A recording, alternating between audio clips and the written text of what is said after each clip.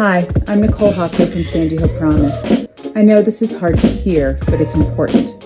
The shooter who murdered my son carried an AR-15 into an elementary school.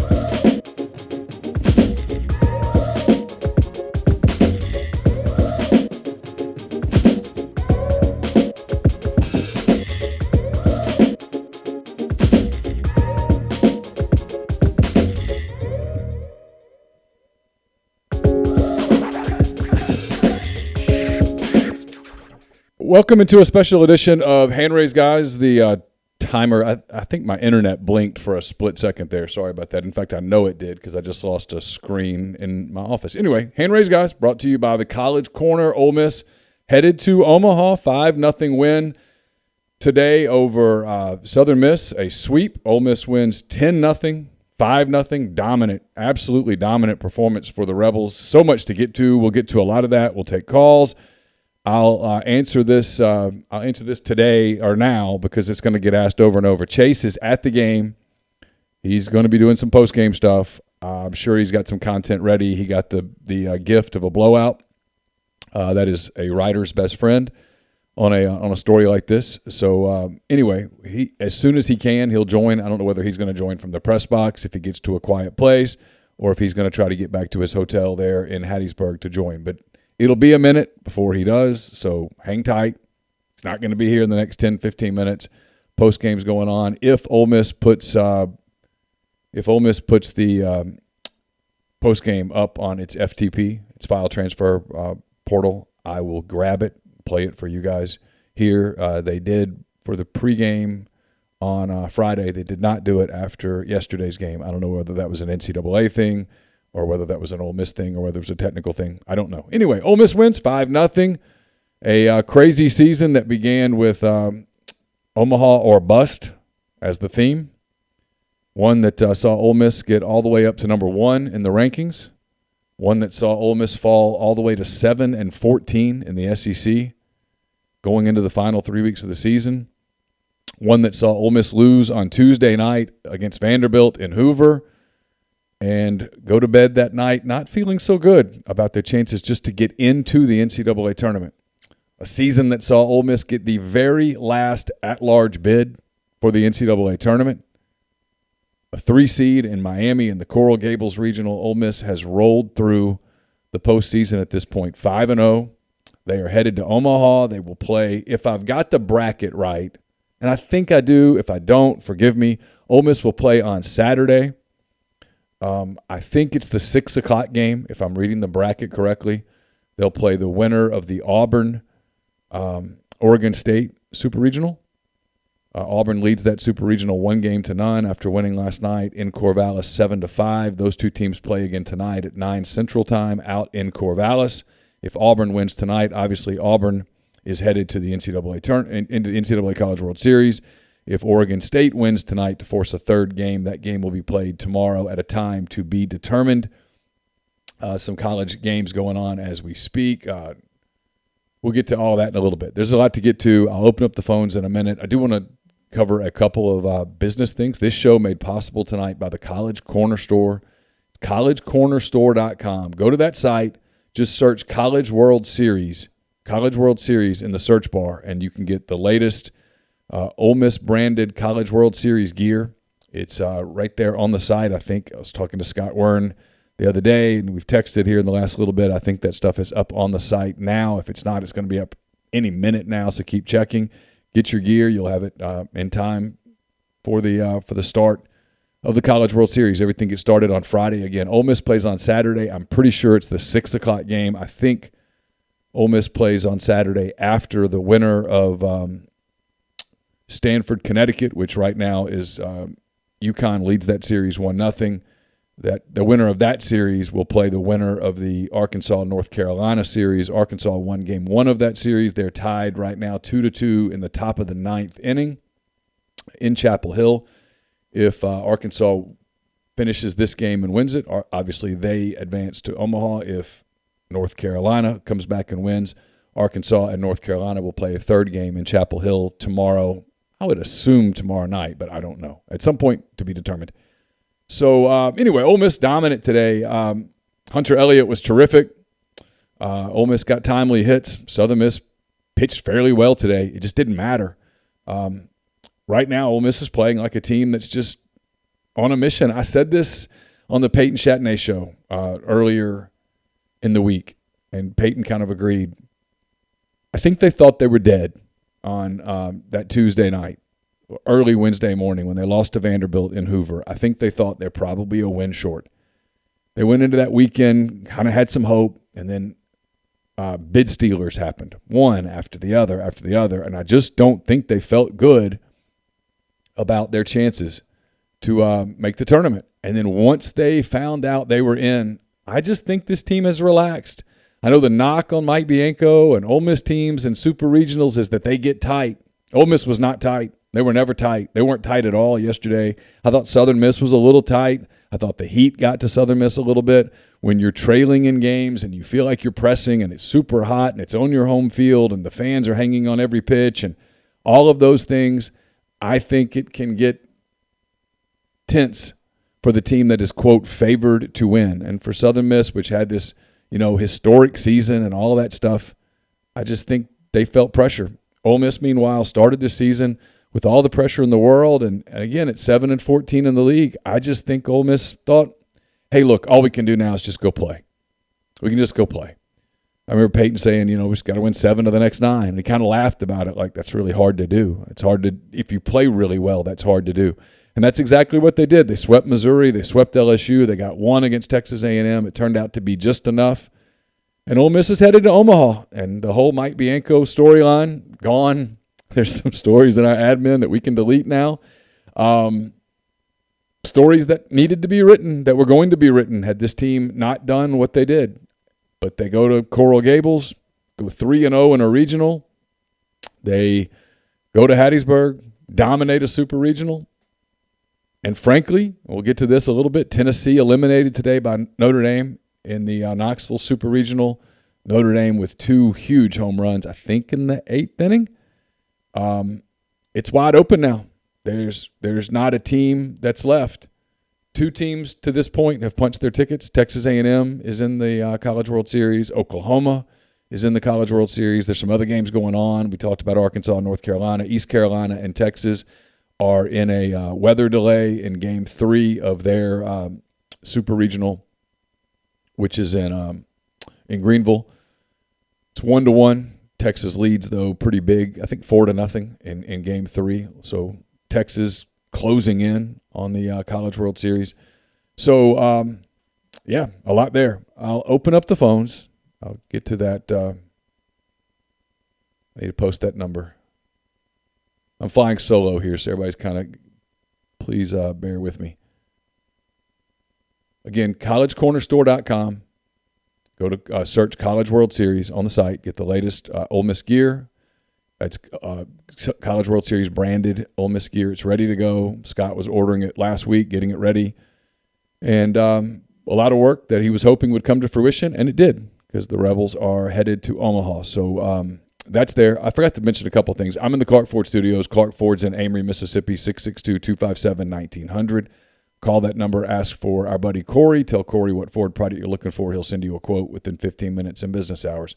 Right to the bottom line. No hassle, no haggle. You get your quote. The rest completely up to you. You can shop that quote around. Do what I've done, what I recommend that you do, and that's hop into a Clark Ford today. This will be the Oxford Exxon podcast tomorrow. Oxford Exxon Highway 6 West in Oxford. It's not the one on Jackson that puts the Oxford Exxon on their walls. That's not the Oxford Exxon. The Oxford Exxon is Highway 6 West next to Crystal. Great place to fill up, great snacks, beer selection, plate lunches, the whole deal. They take great care of you. They've been with us for a long time, so we appreciate that. Make sure that you stop in, let them know how much you appreciate them sponsoring this podcast for 10-plus years now. So we will get to calls. I'm going to take one now. Hey, caller, hang on real quick. I'm going to open up a couple things here on my end, and then I will get to you. Who do we have? Eric. Barrett? Eric. Hey, Eric. How are you? What's going on, man? Good. What you got going on? You excited? When are they gonna build the Tim Elko sign? They're probably building that here pretty soon, Eric. I would think Tim has probably earned more than a sign, maybe a statue or no telling. Is he your favorite player? Yes, sir. Are you headed to Omaha, Eric? Hope so. You hope so? Okay. Well, hey, Eric, thanks for calling, bud. Okay. All right. Bye-bye. That was was Eric. Let's see. I need to get the number up. We haven't done this in a while, so it's not secondhand. All right, let's see. All right, so the number's up.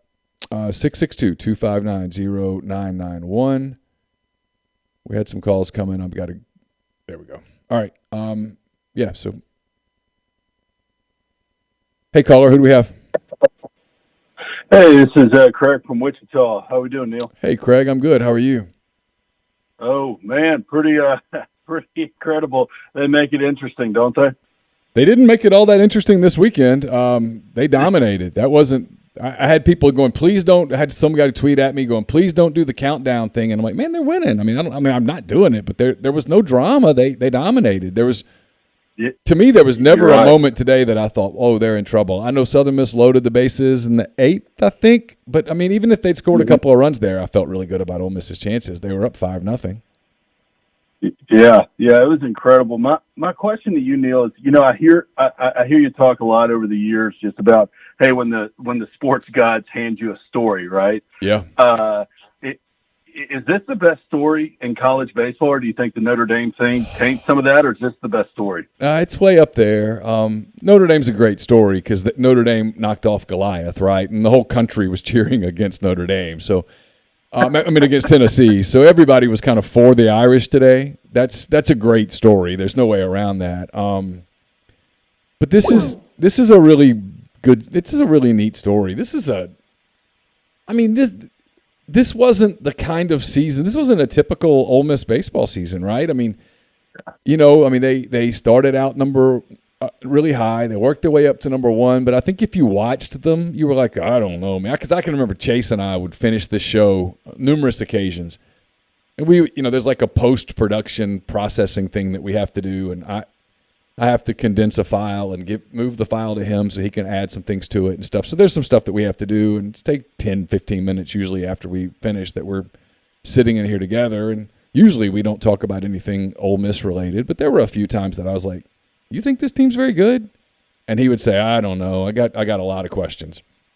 And, one time he asked me, he goes, I know you're watching a lot. What do you think? And I said, I don't know. I don't think they have enough pitching. Don't think their defense is good enough. I'm like, they might be I said, they're a postseason team, but I don't see it really. I said, because they got time. And then the losses came. They went like a month where they just didn't play very well. And it wasn't just that they got beat. It was that they weren't playing particularly well. And, I saw a little sign, speaking of North Carolina, just takes a 3-2 lead, top of the 9th. Arkansas is the home team today in game 2. Speaking of Arkansas, I saw some signs from Ole Miss in that series in Fayetteville. That there was some life. I know they lost 2 out of 3, but they could have easily swept the series, could have easily won 2 out of 3. They didn't. They didn't get the timely hit that weekend. They didn't get the timely out. Arkansas did, but there were some signs that weekend. And they came back, and the rest. They had to win. They had no choice but to win. And they did. They won. Yeah. They swept Missouri, which is what they had to do. They couldn't take 2 out of 3 from Missouri. They had to sweep Missouri. And I'll tell you, there was a moment in that Missouri series, it was in the first inning of the first game, that I thought was I think it was the turning point for this team's season.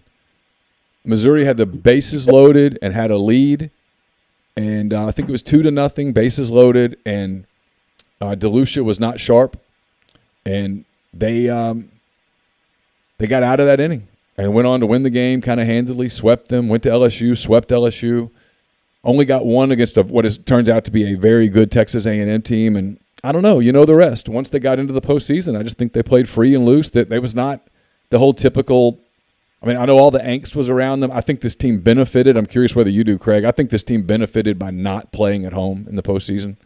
I think getting to get on the road and go to Coral Gables and get on the road and go to Southern Miss and just kind of stay within themselves, I think benefited them.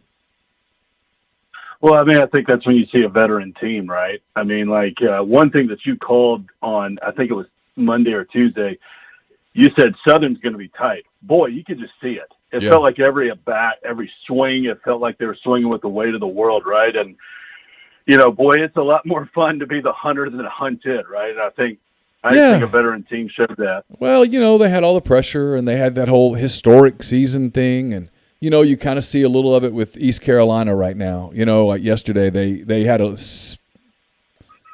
I've watched a lot of college baseball. The games run together. I want to say a 7-2 lead against Texas, and it got away, and Texas ended up beating them on a walk-off in the 9th or 10th. I can't remember which. And you can just see it today. There's still plenty of time. They're in a weather delay, but God, East Carolina looks tight as a drum, and on the other side, Texas doesn't. And I don't know. They're kids, It's human. It's a natural thing to do. And this team isn't tight.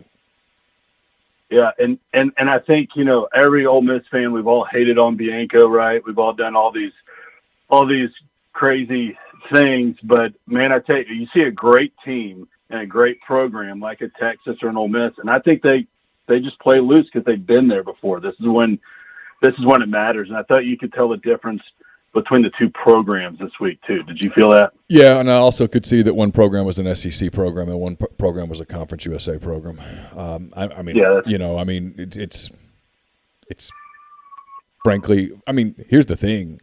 Look, Miami's really good. Miami had really good pitching in that second game, that Sunday game was a hell of a baseball game, and the kid from Miami was terrific. So I'm not saying Ole Miss had an easy draw or anything like that, but once they got past Miami, that was going to be the hardest team they were going to play. Yeah. And they did it, and you get a path, and sometimes you get an opportunity, and the second half of getting an opportunity is seizing it. And they did. And frankly, listen, they could lose to Auburn, they could lose to Oregon State, but they could beat either one of those two teams. They could lose to North Carolina, they could lose to Arkansas, but they could beat either one of those two teams, Stanford, Connecticut. One of those teams that I just named is going to play for the College World Series. They're going to play for the title. One of those teams is going to play for the titles. If I'm Ole Miss and I'm them getting on the bus tomorrow morning or whenever it is that they come home, I would assume tomorrow, my attitude would be, why not us? Yeah. Yeah. Hey, last question for you, and then let other callers go. But hey, now that Mike has made it back to Omaha, do you start the conversation of Bianco's legacy? Do you think the conversation shifts now? Yeah. That conversation's over now. People can do the whole stuff about what happened in 2006 or 7 or whatever. That's ancient history, and the game has changed. And he's one of two coaches in the SEC to go to 3 straight super regionals. He's one of, I think, 4 to go. I don't remember the number. One of 4 in the nation to go to him, and now he's going to Omaha. So I think that goes away, and as his legacy was always going to be great, but now he's got a chance to really change it. And I think we can put the whole Omaha thing to bed now. He's done it a couple of times. There will be people who hold the first 10 years against him or whatnot. Those people they have, at this point, it begins to smack of an agenda.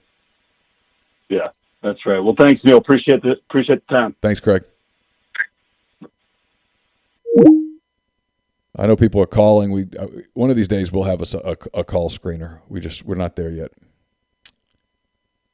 Let's see. 662-259-0991 is the number. This guy's been trying to call a number of times, so I'm glad I grabbed him. Hey, who's this?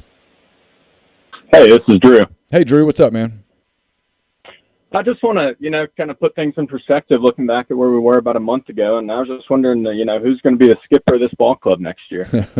It'll be Mike, unless Mike doesn't want to do it. You think? You don't think we're still going to get someone else? Here's the thing, and there will be people who will kind of attack the people who were critical, and there will be people who kind of come after some media. But look, at 7-14, here's what I can tell you: it was over. Had they not made the NCAA tournament, it was over.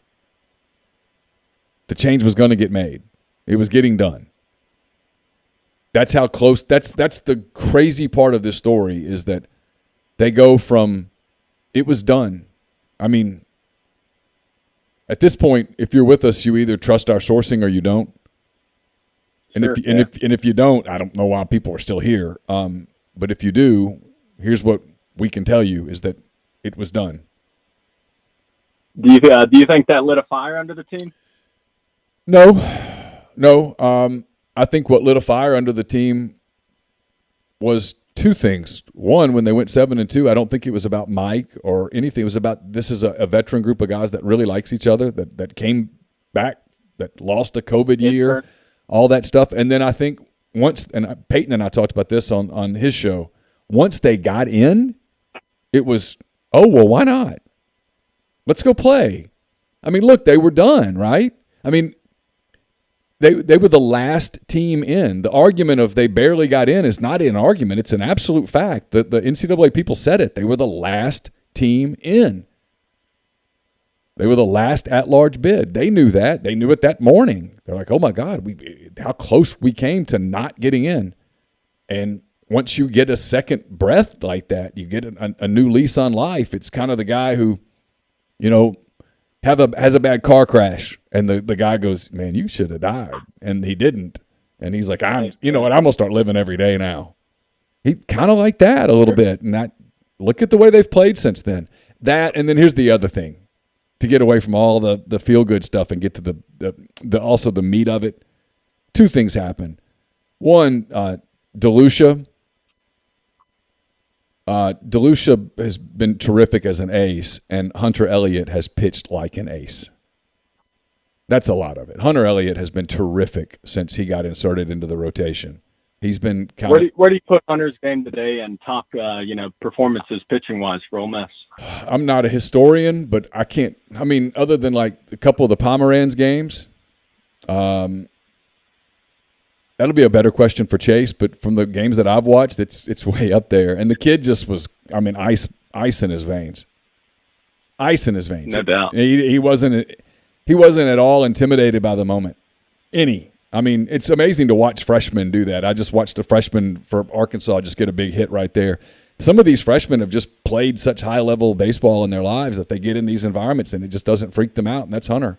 You talk to anybody in Tupelo, and I'm in Tupelo a lot because of my son and his soccer stuff, and so I'm there a lot, and I know a lot of people that were around that program and watched him play and know his family, and they'll tell you that kid's he's just all a gamer. That's what he is. And you see it. You saw it today. He was terrific. And the kid for Southern Miss was good today. But Ole Miss just kind of grinded him and got to him finally, and you know the rest. Yep. DeLucia was fantastic yesterday. Just wore them out.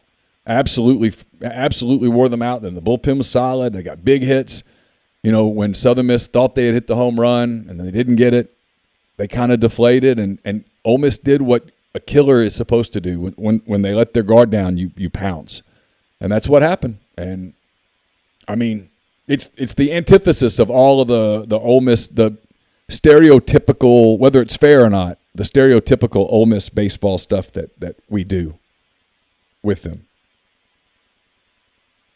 Sure. Yeah. First time, long time. Just thanks for taking my call.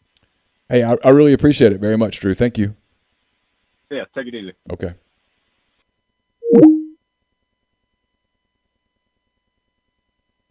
All right, phones are back open. I'll put that number back up. I've had people calling. I know been several of you trying to call. I'm looking at it right now, so if you call, I will grab you. Number of people calling this. Again, Chase will join in a little bit. Don't forget collegecornerstore.com. Search College World Series on the site to get your Ole Miss branded College World Series gear. Hey, who do we have? What's up, Neil? It's Vibin Reb. Hey, Vibin, how are you? I'm doing great, man. I think I'm walking distance from this little liquor shack. I'm going to see if they have any champagne. I ran out of my vodka last night. I was able to make one little drink when the game started, but that's about it. I may have to make a walk over to the liquor shack and see if I can get some champagne. As long as you don't follow bakers with champagne, take it from someone who has some experience. As long as you don't, was that the Cubs night that you learned that the hard way? Yeah, I learned that the hard way. That, you know what, the champagne after your adrenaline wears off, the champagne on top of the bourbon, it's not the great. I don't think it's the perfect not pH. A great mix. Not a great mix. So what'd you think? This had to be a great weekend, huh? I mean, you had to be thrilled.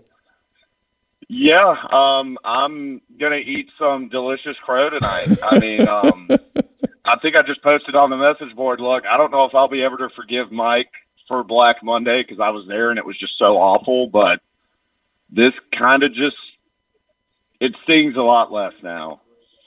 You know, Sure. Because that was the big thing. It was like, hey, he went to Omaha once, but he's been here for 20 plus years and he's only gone once. And we've had teams that could easily have gone to the World Series, but just couldn't get over the hump again. And you know what? And I'm just and not to interrupt you, but like the Tennessee loss today had announcers talking about this, and it's so true. And I think we forget about this part, right? I do, at least. I think a team is destined, if you will.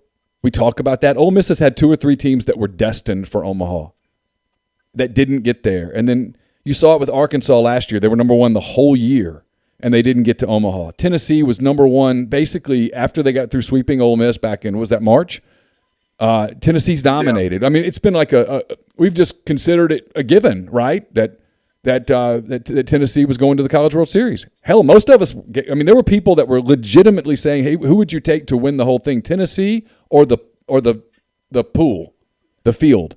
And people were going, "Oh, I'd take." I probably would have taken Tennessee. I would have too, and they're not there, and that's kind of the point, which is sometimes the part of it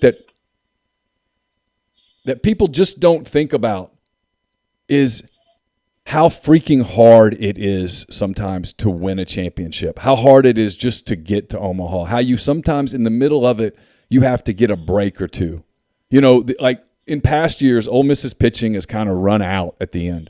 And this year, for whatever reasons, plural, their pitching didn't run out. In fact, their pitching got stronger late in the year. We talked about Hunter. We talked about DeLucia, but I thought Brandon Johnson got more dominant late in the year. Mallett's got much better late in the year, I thought. Sometimes it's just I think it's why we love sports and why sports torture us is because especially baseball. Yeah, but I mean, like kind of has that random. Yeah, it's very random, right? I mean, Tennessee today. Who would have thunk it? Not me. I mean, anybody. I mean, nobody was like, yeah, Tennessee's in trouble this weekend. There might have been one guy in the country that was like, I'm kind of going with Notre Dame, but everybody went with Tennessee, and I don't know. It's the randomness of sports. It's why we love it, why we hate it, why it drives us crazy, all that stuff. But this team, once it hit its valley, it had 2 choices. It could quit, or it could decide, hey, we're going to give it everything we've got, and we have to, and that includes winning. That includes there's no bad luck allowed. There's nothing. We have to win, and they did. I want to say 2 things though, because I had a friend tell me this the other night. Do you think them being one and done in Hoover might have helped a little bit? Yeah. I said that. I told Chase that. I think I said it on a podcast. I can't remember, but I told Chase that I was watching the regional round kind of around the country. I was flipping around and watching games, and I had the what's it called? The thing where they switch around to the country. They do a really good job with it. I can't think of what it's called right now, but I've watched it the last 2 weekends. They've done a really good job with that. But I noticed that there were 2 or 3 teams that I thought late in the year looked a little gassed. Auburn, I thought, looked gassed late. Like Auburn really struggled with Kentucky in the SEC tournament. I thought they looked tired. If you go back and look at it, Arkansas looked terrible for the last month of the season. They looked really bad. Like I think they thought they were done. They lost a host site, all that stuff. They got 2 and done because they earned one of the top 8 spots or whatnot. One of the top 4 spots, I should say. But they, I thought those 3 teams in particular really benefited. I thought they looked fresher in the postseason. And then on the flip side, there were some teams that played deep into that thing. Tennessee, now you wonder, Florida, teams that went a long way in that Tennessee thing. Won it, didn't they? Yeah, Tennessee won it, and they did what kids do, which is even though you have nothing to win there, you start playing to win. And just being competitive. Yeah, it's a champion. There's a trophy on the line. And so another thing too, and this is a credit to Mike, and I've been very critical of Mike for a while, but and you can correct me if I'm wrong, but was it 2019? Wasn't it right before Ross took the A&M job? There was a vibe that he may have been let go if Ross wouldn't have gone to A&M, because I think 2019 towards the end of the season they weren't good. And then they won like 4 or 5 games. Yeah, because there was a name that kept popping up here that I thought was fairly sourced. I think Ross had an infatuation with a certain candidate that was out there, was Butch Thompson. That I think he was really interested in, who at the time I think was, probably would have taken the job. Taking it, yeah. Arkansas headed to the College World Series. They just walked off North Carolina, so another SEC team in. Oh, by the way, I put this in a group chat with a bunch of my Ole Miss friends. We need to be cheering our asses off for Auburn tonight. I would much rather face Auburn than Oregon State. Yeah, if I were Ole Miss, I'd rather face Auburn too. Yeah, Auburn's good. Good coach. It's just didn't they sweep Auburn this year already? Ole Miss took 2 out of 3 to open the SEC season at Auburn, so that might as well be a decade ago, and that will have no bearing whatever on that. What I was saying, man, that's a freaking credit to Mike. I mean, his job was kind of on the line in 19, and then granted, the timeline might not be right. I think Ross may have taken the job, and then they got hot, and then. I think you said it earlier. If they wouldn't have gotten a bid, he would have been let go. Yeah. And, this is his first road regional he's ever won, right? Was this year? Yeah, first road regional that Mike's ever won. Which is crazy. But hey, regionals are hard to win. I mean, they are. That's the part of this that I kind of catch myself saying a lot because I think it bears repeating. It's like I was with my parents some this weekend, and my dad asked, well, is that team good? And I finally just said it. I said, hey, if you get to this place, the last 16 teams, everybody's good. And if they're not good, they're hot, right? Yeah. Yeah, no doubt. No doubt. But, all right, man, appreciate you taking the call. Thank you for calling. Sorry about the bots, guys. I think I put the bot in timeout. I did. 500 and almost 600 of you on right now, so really appreciate that very much. Again, Chase will join a little later. He's writing, I'm sure, quite furiously at this point. And don't forget collegecornerstore.com. Go to that site, collegecornerstore.com. Hit College World Series in the search bar area, I should say. And order your Ole Miss branded gear. Ole Miss is headed to the College World Series. They will play Auburn or Oregon State. We now know one of the other teams in Ole Miss's quad in Omaha. It'll be Arkansas. Arkansas will play the winner of UConn and Stanford. And if I'm reading the bracket correctly, the Arkansas game in Omaha will be the 1 p.m. game on Saturday, and the Ole Miss game will be the 6 p.m. And if I'm wrong, then just flip them. But I'm pretty sure that I'm right. I stared at the bracket for half an hour today trying to figure it out. All right, let's see. I need to put that number back up. Thanks to Vibin for the call. 662-259-0991. Let's see. I'll get to some questions in the thread or some comments in the thread. God, the stupid bots, man. I think I've gotten rid of it there. I apologize. I'm by myself, so I've got a lot of buttons to push. Tons of you here. Anybody that ever questions whether college baseball is big for this fan base, they could just look at this site right here and know. Let's see. Stanford and UConn are getting started. They are bottom of the first, if I'm reading that correctly. It's 2-0 Stanford. UConn won a wild game 1, so Stanford trying to force a game 3, and UConn trying to clinch what had to be a very unpredictable trip to Omaha. Hey, who do we have? Hey, who do we have? Neil. Yes, sir. It's Dan in Jackson. Hey, Dan. Hey, man, how are you? I'm great. Thanks for calling. I cannot believe we're here. When did you give up during the year? When did I mean, look, it is what it is. I use it for enjoyment just to get me to football season, but I never totally gave up. But, I mean, when we lost the first game in Birmingham, thought it was done. Yeah, I did too. Yeah. I can tell this story now. I can't tell names, but on that Monday morning after the SEC tournament, Chase and I were talking that morning, and we were anticipating a really busy day. Obviously, we thought, oh yeah, we didn't think they were in. Chase usually finds out kind of mid-morning if they're in, and that morning I was working on something else, and I stumbled into it that they were in, and it wasn't off the record. I was told that they're in, and honest to God, I didn't believe it. I didn't. I can imagine. I didn't believe the person who told me, and for the next 30 minutes, I didn't do anything with it, and then I started. I can't remember exactly how it happened. I made another call, and I got a funny answer, and then Chase called, and he goes, "I'm off the record on this." And I said, "Before you tell me what's off the record, can I tell you something I've heard?" And he goes, "Yeah." And I said, "I heard they're in." And he goes, "Yeah, they're in. They're going to Miami. I'm completely sworn off the record." And I said, "Well, I'm not." And I wrote it at that point because I knew I had it. That was a validation of something I had, and I had it on the record. But I didn't have Miami on the record, and that's why that morning people were like, "Do you guys know where they're going?" And we did, but we didn't know it on the record, so we really couldn't say it. I mean, even though we knew the whole field. We knew the 4 teams going to Coral Gables. Well, Neil, why do you think they got in? I mean, is it like a lifetime achievement, or was it John Cohen trying to put a nail in his coffin? The SEC West was a bitch this year.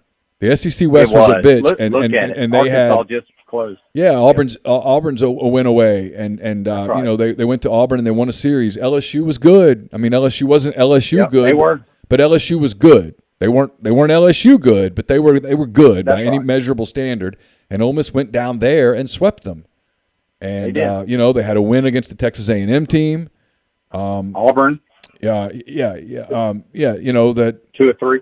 Yeah. So, and you know the losses that they had. I mean, yeah, Tennessee swept them, sure, but Tennessee kicked the crap out of everybody, and you know they did just enough. They had the Governor's Cup game turned out to really matter. Their strength of schedule wasn't great, but it wasn't awful. Their RPI was kind of right there, just literally on the bubble. And NC State, which was the other team that was the last decision to make, they didn't have the series wins that Ole Miss had. That's why they got in. It wasn't. I don't think it was a conspiracy and all that stuff. I don't think. I know people say that. That stuff just doesn't. It doesn't fly because there's too many people in that room who would be able to kill that. You know, if they sensed that somebody was trying to. I mean, the whole Cohen was trying to make sure that Mike stayed at Ole Miss. Well, right. I mean, so he was going to put him in a tournament that most people thought they couldn't win. I mean, it makes no sense at all. They got in because once you get to we do this with basketball all the time. Once you get to the last few teams, I mean, it's easy to put Tennessee in and go 1 seed. It's easy to go, Texas A&M's hot, 1 seed. It's harder to look at a team like Ole Miss and go, okay, there's a lot of warts here. This is a complex resume. NC State was the same way. This is a complex resume. How do you look at it? Ole Miss finished the season pretty well. You know, there was stuff like that, and they just got in because somebody had to get the last at-large spot. And that's why they got it, because they were the last one. So they got it, and again, I've said this numerous times. To their everlasting credit, they made the most of it. Neil, okay, I agree with that. But Neil, how good is Hunter Elliott? He's a stud. I mean, seriously. I mean, that kid is a freshman on the road today. First start. I mean, all you had to do is win, and he just went out there and dealt for 8 innings. And But I mean, anybody that kind of watched him throughout the last part of the season could tell that he wasn't even remotely intimidated. I mean, he's got, and on top of that, he's got great stuff. I mean, he's great stuff. You know, I think he's got better stuff than DeLucia. Agree. You know, agree. Well, it just when I think that was the first 2 shutouts Ole Miss has pitched all year. That's what they were saying on TV. Oh, you know what? You're right. Wasn't yesterday the first? Yeah, yesterday was the first shutout, and I think it was the first time. That's right. It was the first time in a ton of years that Southern Miss was shut out on back-to-back days. Well, I mean, look, that's the first shutouts all year. That includes Alcorn, a lot of bad teams. I mean, sure. It's amazing. It really is. Well, I appreciate all you guys do, and thank you for doing this on your Sunday. Oh, thank you for calling. Appreciate it. UConn gets a run here in the bottom of the first. I'm reading through one of these lights, so I'm not sure that I'm reading it correctly. But Stanford's now up 2-1. UConn's got a runner at first with 2 outs, bottom of the first. That game Hey, tell Chase to quit celebrating and get on the radio. We'll try to get to him. Thanks. See you, bud. All right. I apologize for the bots. I'm by myself. Someone made a good suggestion in the thing. I probably need to give somebody admin privileges. I don't know how to do that right now, so we'll just sort of endure together. Yeah, D1 Baseball said that he'll be an All-American. Yeah. He's going to be a terrific player. He's already a terrific player. Listen, Ole Miss has here's the deal. I mean, I know we're kind of talking about what happened over the course of the weekend. I'm gonna get this call. Hey, caller, hang tight real quick. I'm gonna get right to you. If you're Ole Miss right now, you're not thinking about just getting to Omaha. You're thinking about winning the whole thing. You've got all the pieces, especially if you can stay in the winner's bracket. And look, this applies to everybody else out there once they get there. I mean, you don't get there by accident. If you're there, you're good. But if Ole Miss can win with DeLucia, you throw Elliott in a second game and you win that game, you got a shot because you can kind of roll your pitching over if you can stay out of that loser's bracket. It's a big break. If you're 2-0, you get multiple days while the other teams eliminate each other. Hey, caller, who do we have? Hey, how you doing? This is Holmes from New Albany. How you doing? Hey, Holmes, I'm good. How are you? I'm pretty good. Who do you think's breathing a bigger sigh of relief, Keith or Mike? Keith. Absolutely. I just wanted to hear your answer on that. But, I mean, how about them Rebs? I mean, I was one of the, get rid of Bianco believers. But, I mean, whenever his contract's on the line, that guy coaches. Yeah, I thought he acted pretty relaxed the whole second half of the season. I mean, he was going to be fine. He's been here a long time. He even if it had not worked out, his legacy was still an awfully good one. Absolutely. And he'd gotten his kids through high school. His youngest graduated from Oxford High School a couple weeks ago, whenever that was. I lose track of time, but a couple weeks ago, I think. And he got that done. I mean, anybody who's a parent knows that if you can get your kids through high school at the school where they have all their friends and stuff, that you've accomplished something, and from that there's some pressure off of you at that point. So that pressure had dissipated. All of his boys are doing well.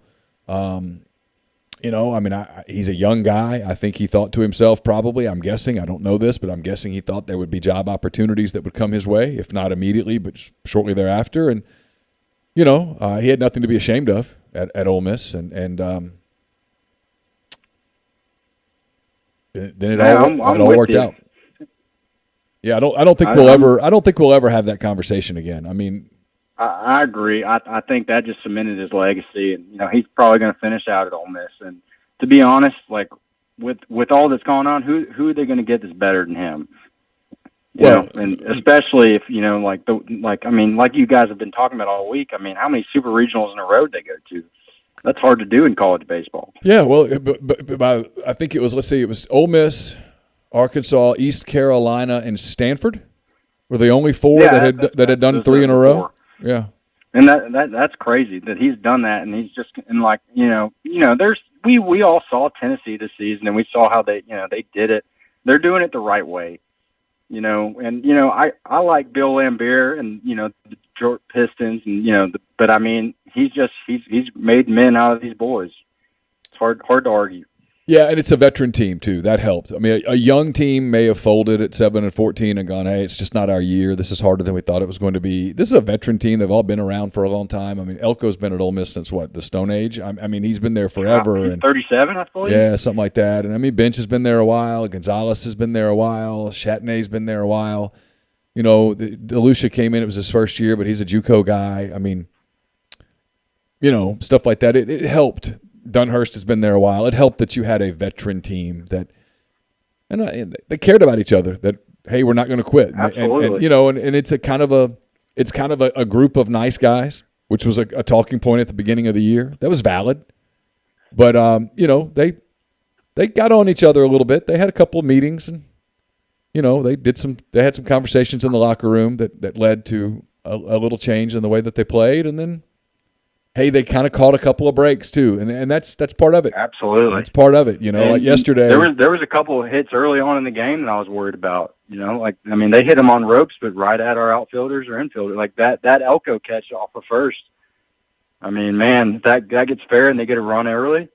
Ooh, it's a whole different ball game. Yeah, and who knows whether Southern Miss relaxes yesterday if the foul goes just another foot or whatever to the left. If it's a fair ball, and maybe they relax at that point. And it's a totally different series. But you could do this. You could do this throughout history of maybes and what ifs, and that's part of the fun of sports. But that's not what happened. And they Absolutely. didn't. I'm going to leave you. They didn't get it. And they didn't get it. And Ole Miss finished the inning and then slit their throats the top half of the next inning. Absolutely. I'm going to leave you on this last one. If you're Jacob Gonzalez, you're draft eligible. Do you take the draft, or do you find a way to get a massive NIL deal with the new concept of college? I'm going to hang up and listen and what you think about that. Yeah, I appreciate the call. And I don't really know the answer to that because I don't know what his. I'd have to know more about what his draft status is. And frankly, I was this moment years old when I found out he was draft eligible. I thought he had to come back for another year. It just depends on what the money is. If it's first round money, you have to go. If it's probably second round money, you have to go. After that, maybe in this era of NIL, you could consider doing something different. But yeah, if you're going to go early in the draft, you've got to take the money. But yeah, Turkey says Gonzo's not eligible, and I think that's true. I don't think I think you're thinking about DeLucia, who is draft eligible, and he's the one that frankly has a decision to make. He's may have pitched his way into a spot where the draft is interested in him, and he's also a guy who could come back, be a Friday night ace in the SEC, and prove something. But again, all those stories are a long way away. I'm telling you, the part that if I'm an Ole Miss fan today, I'm thinking my team has a legitimate shot to win the national championship, win the whole thing. That would be my attitude. I wouldn't be thinking about all the other stuff right now. Let's see. I need to put that phone number back up. I know people are waiting for Chase. That place was a zoo today. Getting out of there is going to be difficult. He will join as soon as he can. I have not heard from him. We last communicated 58 minutes ago, so that was right as the game was approaching the end. That was the ninth inning when we just texted. So it'll be a minute, might be a good minute, but it's okay. We're here. There's a bunch of you here, 660 some odd of you here. Really appreciate you being with us. As soon as Chase can come on, I don't know whether that's from the stadium or whether that's when he gets to his hotel. He will, and we'll get his thoughts on the game, the season, the College World Series, all of that. An update real quick. East Carolina and Texas still in a weather delay, and Stanford leads UConn 2-1 in the bottom of the first. They appear to be headed to the second there. Hey, who do we have? Hey, this is Will. Hey, Will. It's just a total shock, dude. Like you said earlier, it's just I was at the South Carolina series, and it just felt done, walking out of that place, and here they are. You just can't put your mind around it, really. Like, it's still insane almost. Yeah, yeah. Like the South Carolina series was sort of indicative of a multitude of series there in the middle of the year where they just couldn't finish a game, and they lost 2 out of 3 against kind of a mediocre team, and you couldn't help but kind of start wondering, is this team just mediocre? Are they just not as good as maybe we thought they would be or we thought they should be? Is it possible that everybody regressed? Is it possible that they just don't have it, whatever it is? And for about a month, they didn't have it. I mean, they didn't. I mean, they couldn't finish games against South Carolina, against Mississippi State, against Arkansas, against. I'm probably leaving people out that they couldn't finish games against. They were just kind of there. Well, they got swept versus Alabama. I think they took 2 out of 3 from Kentucky, but they kind of gave away a game there, and I don't know. They were just that's who they were for a while. They were just kind of mediocre, but they're not mediocre right now. No, they're going to win it all. I'm not going to check. They got a good chance. They have a hell of a chance. You've said it all night. They got a chance. Got a hell of a chance. They got more than a chance. They've got a hell of a chance. Yeah, and if that bracket opens, if Auburn wins tonight, if UConn could somehow do it, I mean, you got to get past Arkansas, and Arkansas is feeling the same way right now. Sure, yeah, they kind of got a new lease on life, and they took advantage of it too. And I mean, look, these SEC teams are pretty battle tested. I mean, listen, Texas A&M has a hell of a shot at this point. The way that they play, I mean, I think they're fearless. I the future on them I have a plus 1,500 future on A&M right now, and I feel kind of good about it. It's a solid bet. I mean, if you're Notre Dame, you got to think, hey, we can beat anybody. I mean, it's the fun part of when you get whatever. Like, let's say UConn gets there. I mean, if you're UConn, you just go, hey, why not? I mean, that's got to be the attitude. I mean, because now that Tennessee's gone, there's nobody there's no one team that you go, that team is so good that they can't be beat. It's wide open. No. I mean, if you're Auburn and you get there, you think, why not us? If you're all those teams, I mean, that's got to be what you think. Yeah, I don't know I can't remember his name, but as he says, you just get in the dance, and it's just all right. Let's go. Yeah, it was my friend Dan Jennings. He works for the Nationals now, but he worked for the Marlins forever. And a couple of times he said, their whole attitude in that organization was just get to the tournament. Just get to the tournament. And if you get to the tournament, who knows what'll happen? But anyway, thank you for taking my call, and thanks, Will. I look forward to hearing what Chase has to say. Okay, thanks, Will. Well, hopefully we get to him soon. Hey, who do we have? This is Jeff Ellison. Hey, Jeff, how are you? I'm great. You just made a great comment. Everybody should just focus and enjoy the moment right now. And like you said a few minutes earlier, Mike has been so relaxed the last couple of weeks. One thing people, Ole Miss fans, need to realize, Mike is from LSU, and this time of the year is when LSU is always rose to the top. He's been there. He'll take care of things in Omaha if everybody just let things play out. Thanks for all you do for Ole Miss. All right, thanks, Jeff. Appreciate the call. Yeah, I mean, I think Mike's telling the truth when he tells you that he doesn't pay attention to social media. He doesn't hear stuff. He's like most coaches. Most coaches are really, really insulated. That's intentional, and it's probably smart. Most coaches are just they don't need to hear a lot of noise because they know that their players hear noise. They're older. They can get off social media and go home to a different support system. I mean, I'm going to guess when Mike's at home, he and Cammie are not talking about baseball very much. And if they are, they're talking about their son's baseball teams. They're not talking about his team. If you're a player, it's impossible to do. You're young. You're on social media. You're around it all the time. You're rooming with other players. The ups and downs are constant. It's hard to get away from it. So you need a coach who is away from it. And I have very little doubt that Mike's been away from it. Glenn Guilbeau of Outkick did a really good job, did a really good interview with Mike. I guess it was last week, early in the week in advance of the Super Regional. And Mike kind of addressed a lot of that stuff, with the typical things that coaches say, but it's true. It's totally out of his control. He's not the one that makes the decision. And, what happened a year ago with LSU was, as I've said all along, we've done a gazillion podcasts on it. It's a lot more complicated than people have made it out to be. I get where there's criticism and I get where fans are upset, but there's so much more to that story. And I mean, I feel like we've told it, but there are still people that kind of hang on to that because it's emotional to them. But that wasn't an interview that he did behind somebody's back. I mean, Ole Miss knew about it. Ole Miss encouraged it. It was getting caustic. The only one time to Omaha thing was becoming a burden, an elephant. That's gone today. I haven't seen Mike's comments or yet, but I'm sure when we talk to Chase, we'll find out. But I doubt if he'll address that in that way. But for him, it has to be cathartic to some degree.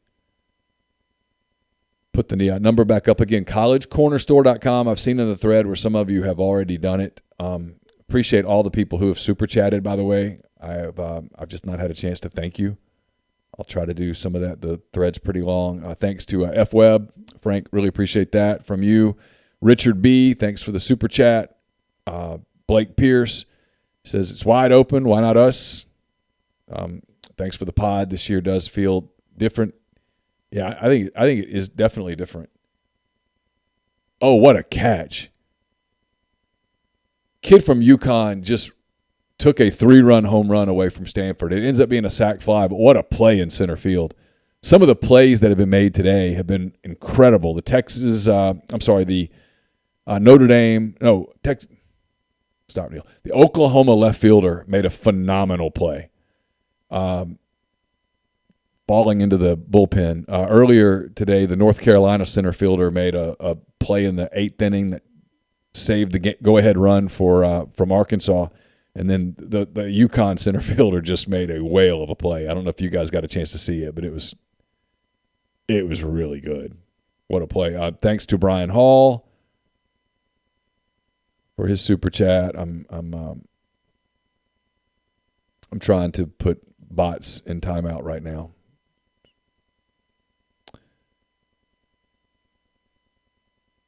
Doing the best.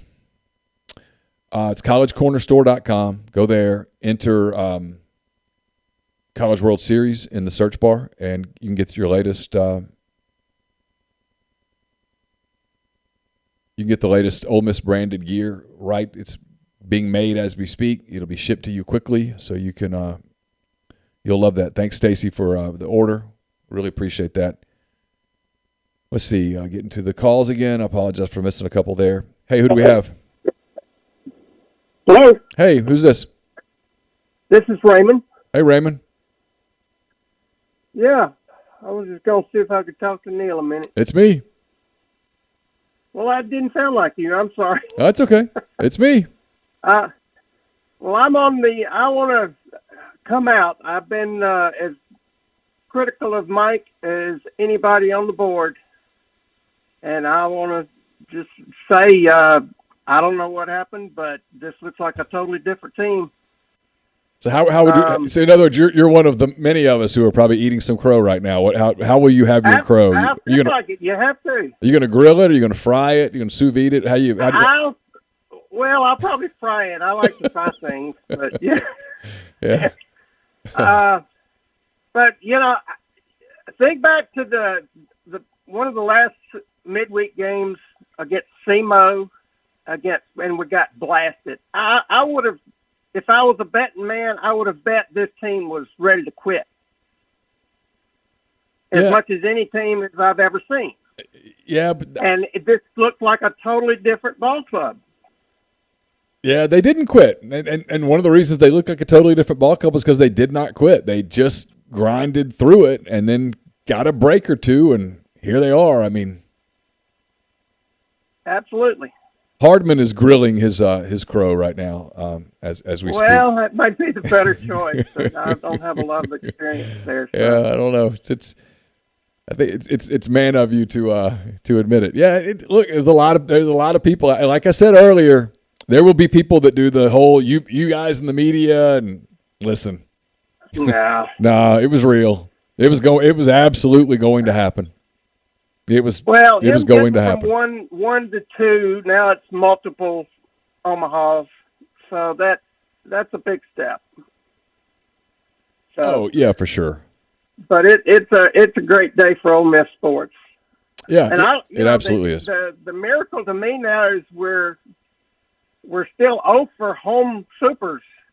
We've got all of our success on the road. So, what does that say? I think it says two things. One, it's a coincidence, and two, it tells you sometimes teams are tight at home. I mean, absolutely. Look at Tennessee. North Carolina just lost a home regional. Yet Texas A&M won a home regional. I don't know, man. I know it's a big deal. Home field's a big deal and stuff, but it's not you don't win a series because it was at your place. Nope. You still got to go play, and I don't. It's probably more coincidence than it is anything else. I do think this team, this group, because of how close they are and how much they enjoy each other's company, I think it was best for them to get away from Oxford and go to a hotel where it was just them and their families and just kind of positive people around them and not a lot of the angst and stuff. They got away from that, and I thought it showed. I thought they played super loose. Yep. It's like I say, a totally different ball team than was playing in mid-April. So, all kudos to Mike and whoever's responsible. I would say mostly these guys on the field. Yeah, it's those guys. They played like they wanted to keep playing. It's Mike Clement, it's Carl Lafferty, it's Mike, it's the kids. It's it's just they did. They did want to keep playing, and they got it done, and it proves to you that barely counts. And when you get an opportunity, it's what you teach your kids, right? When you get an opportunity, seize it, and they did. Sure. And hey, again, I know we're just kind of talking about what happened, but I keep saying this because I'm convinced I'm right. It's a huge opportunity in front of them starting Saturday. I mean, they're celebrating tonight, and they should. And I'm sure that will be a fun bus ride home tomorrow. And I suspect they'll get a well-deserved day off on Monday. But at some point, Tuesday or Wednesday, when they get I'll assume they'll head out to Omaha like Wednesday because they have like opening ceremonies on Thursday. So they'll probably head out on Wednesday. It'll be a fast turnaround. And at some point, the conversation should and will shift to go win it. Right. Because why not? Somebody's got to win it. Absolutely. Hey, thanks for the call, Raymond. Open. Thanks for the call, Raymond. Have a good one. You too. Thank you. Bye-bye.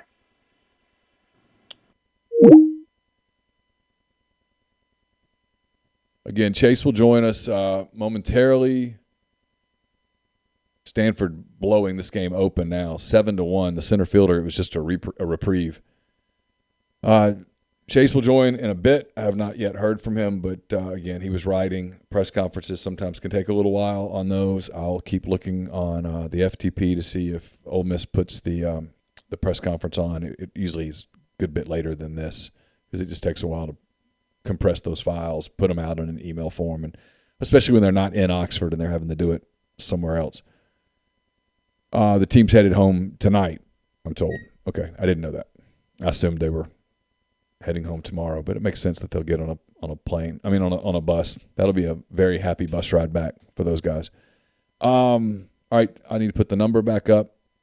I'm flying solo here, so I appreciate everybody being patient with me. There's the number. It's 7-1 now, Stanford. Stanford on its way to forcing a third game in that series. You got to like Stanford's chances, too, in a third game against UConn. Again, Auburn and Oregon State tonight. I think that game is scheduled to begin at 9 Central, so that's 7 Pacific time. Auburn can wrap it up with a win. Oregon State could force a game 3 with a win. Ole Miss will play the winner of Auburn-Oregon State, I believe, at 6 p.m. on Saturday in Omaha. Hey, who do we have? Hey, man. Who's this? Adam. Hey, Adam, what's up? Look, real quick, did y'all not notice the balls just did not fly like they were before? That was really thick, humid air down there, man. I've never been in that stadium, but someone says it's kind of that way sometimes. And It just didn't. The ball, like before Gables, like the balls just didn't like run and two series or sorry. Hey, Adam, your connection's not particularly good. I'm really sorry. If you'll try back, I'll grab you. Yeah, it is bad. Thank you. Okay. Sorry about that. But if I can't understand you by the time you go through the system, the people can't understand a word. But I'll be looking for that. Yeah, Auburn can clinch that. Grind says Auburn's not winning. I don't know. At this point, you never know. Oregon State may be the most. Who knows at this point? Hey, who do we have? Hey, this is Zach from South Haven. How are you doing? Hey, Zach, I'm good. How are you? Man, just a great night to be a Rebel, or afternoon, I should say. We've been partaking in some spirits today, so it's been a good day. What did you have? What did you drink? Well, we went to Funky's for a little bit. We were in Oxford, but I actually had some good old homemade moonshine early in the morning, so we were ripe and ready before we got there. So, but just to get your take, I mean, I was on the fence the whole time about the Bianco situation. In one hand, I mean, I literally started college the first year that Bianco took over, and I saw what he built and the program that he built, and I saw the way he did it. And it wasn't with any flair. I mean, he actually probably the classiest individual I've ever seen in college baseball. And one of those things where I was really torn. But to be honest with you, today is a great day for Mike Bianco, and I'm very happy for him as a person, his family, and everything else. Because he's a great man. And I was torn. Don't get me wrong. I was back and forth on whether or not he should be back next year or not. But I'm really excited for him and this team. And what's your take on that? Yeah. Well, just that. I mean, you know, I've been in Oxford for 14 plus years. You know, obviously everyone talks about Mike, but Mike's wife, Cammie, is super involved in the Oxford schools. You know, they've been, you know, kind of involved in the community. I mean, everyone knows that, you know, you can always find them on the front pew of their church every Sunday, no matter what's happening with Ole Miss. You know, I think I've said this before. You know, Mike's daughter was over here when my daughter was having her senior party. She was here. I mean, it's a small town, you know. I mean, everybody kind of knows everybody, and yeah, you know, his family heard the stuff. I mean, and that's hard when people are criticizing your dad. Yeah, or you your can't. husband Even if you don't get on social media, you can't not hear it. I mean, his family heard it, you know, and so so today's a great day for them, of course. You know, I have a lot of respect for how Mike handled the senior day at LSU this year. You know, his son was honored, and but before he did it, he went and talked to his team and said, "Hey, I'm going to go do this. I just want you guys to know, you know, this is what I'm doing. I don't want you to be caught off guard." And they were all like, "No, it's your son. Go. You know, don't worry about it. It's all good." But he wanted to make sure that they knew that. I thought that spoke volumes about his character. And in all honesty, I mean, would you not say he was flat out bamboozled by the whole LSU situation? Yeah, well, Scott Woodward screwed him. Scott Woodward. I'm not gonna say what he is. Yeah, he screwed a lot of people with the way that he handled that. That whole deal was completely avoidable. And you know, especially an alumnus of the university that actually, I mean, because I had no problem with Mike going to an interview at LSU. I know a lot of people think that's wrong, but to be honest with you, what Mike built at Ole Miss, to me, I've got to say that from here on out, I can't ever say anything bad about Mike. He leaves on his own terms at this point, and I hope that the Rebel fan base will get on board with that and move forward from this, because I really am, as an Ole Miss baseball fan, I'm sick of talking about this. Well, if this is I'm sick of every year of this. If the numbers on this live stream are any indication, everybody's over it. It's done. I hope so. I really do, Neil, because I mean, in all honesty, I remember what it was like his first year, in my freshman year at Ole Miss. I mean, I remember when it was 20 people out there in right field. I remember what that was like, and now what it's grown to. I mean, at some point we've got to give this guy benefit of the doubt. And baseball is baseball. I don't care what anybody says. I played it, and I think a lot of people in this stream probably have played it. I'm assuming you've played it yourself. Baseball is a very tough sport. It's not like a lot of sports where the best team always wins. It's just not that way. We saw it with Tennessee getting ousted today. I mean, it's just not that way. Look at the number one team in what is it? The past 20 years, no one number one coming into the tournament has ever won. The last one was Miami in '99, is what I heard today. I mean, look at that. I mean, yeah, it's just not easy. And I hope that we can, as a Rebel faithful, can move forward together and say, look, this guy has built a flat out powerhouse. Yeah, we're not in Omaha every year, yes. But look at what we have every year. Look at the scholarship limitations that he used to have to deal with that now he's not going to have to deal with anymore. I mean, people don't – that always gets shoved to the side. And that's a big deal. And now I think – is it next year that's going to change? Yeah. I mean, look forward to what we're going to have with our facilities and everything else. And I do appreciate what I'm sorry, I'm a little drunk. I apologize. It's all right. Okay. I literally was almost in tears when we had that pop up for the last out. But I thank y'all for what y'all do, Neil. Can't wait to hear what Chase has to say later on. And thank y'all again. Appreciate it. Thank you, Zach. Glad you're having a great night. All right now. All right. Yeah, you should be excited. I'm a little jealous, actually, of the being able to drink something. Right now, I would just kill for a water. Let's see, 662-259-0991. Still waiting to hear from Chase. I know everybody's eager to hear from Chase. I am too. I promise. I'm sure he's getting close. I haven't even had a chance to look on the site. I'll do that on my phone now. See what he has up so far. I think he's still working. So. Yeah, still working there. So we'll get him as soon as we can. And in the meantime, I'll take your calls.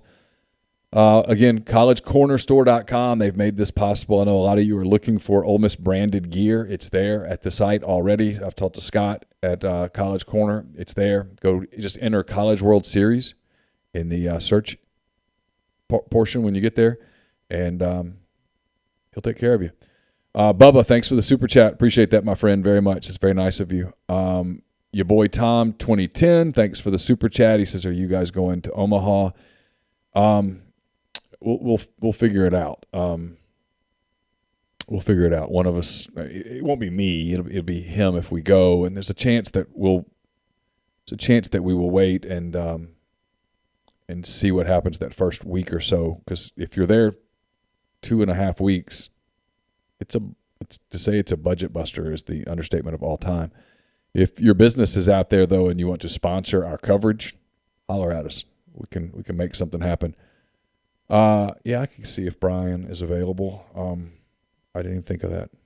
It's not a bad idea.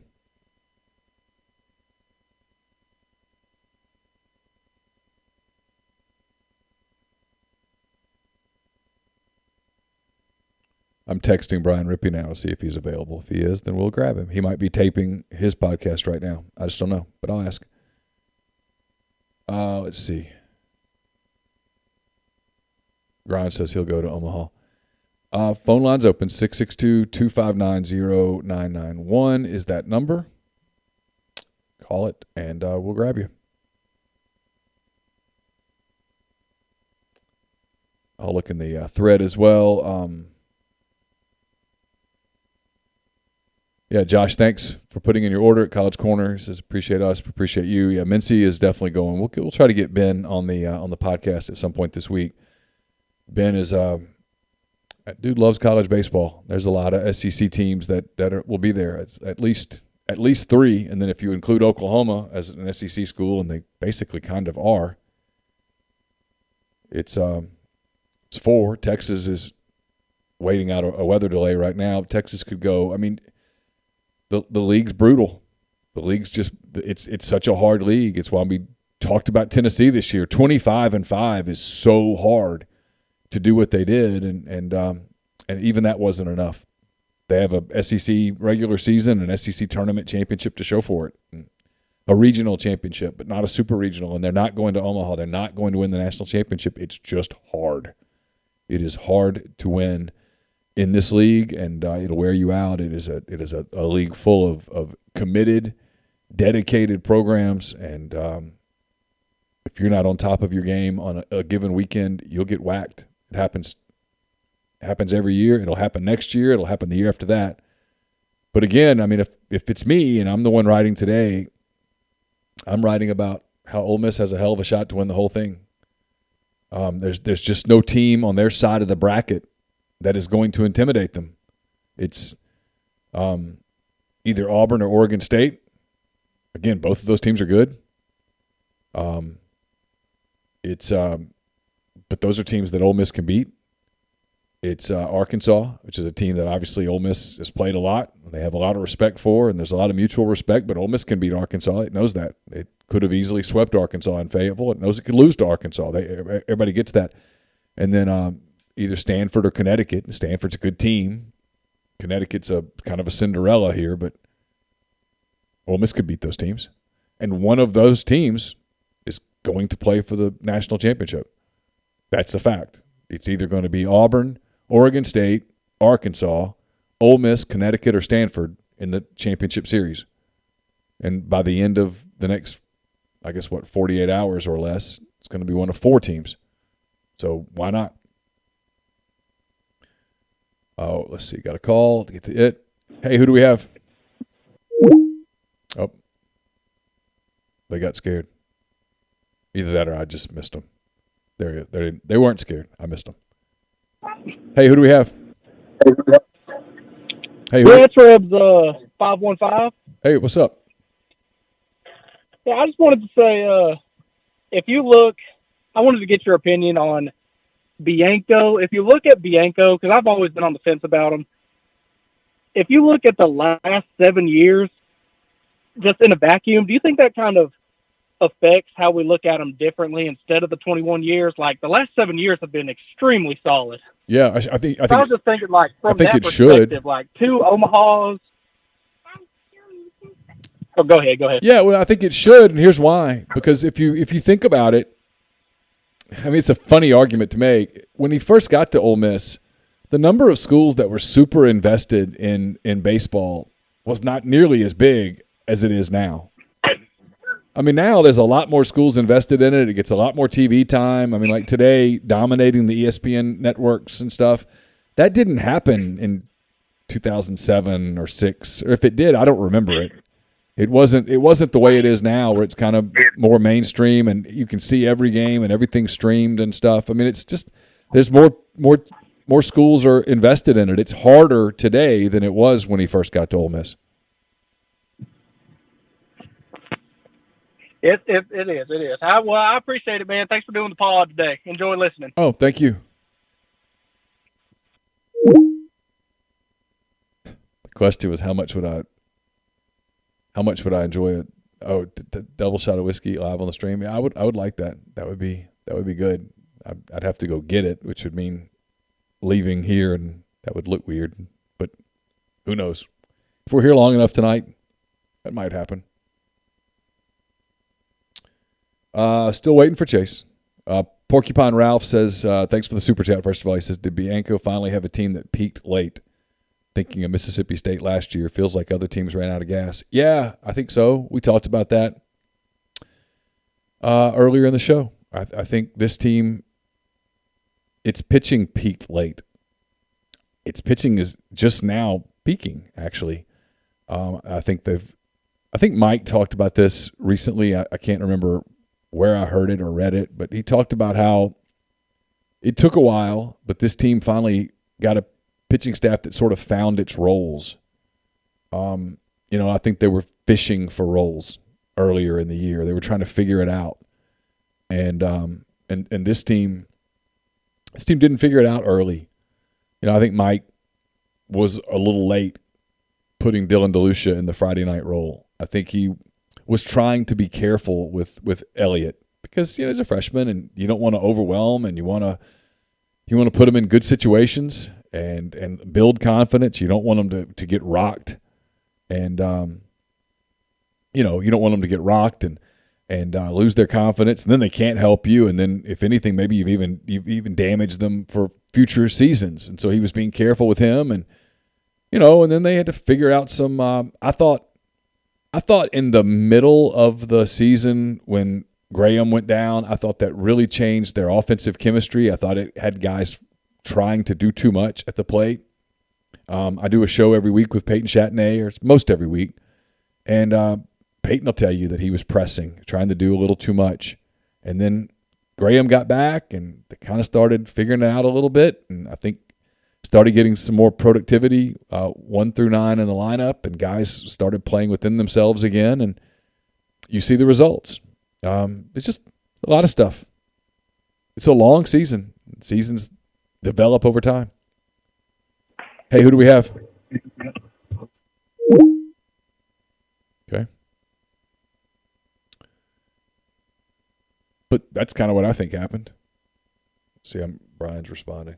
he's all right. I'm gonna see if I can get him now. Let's see.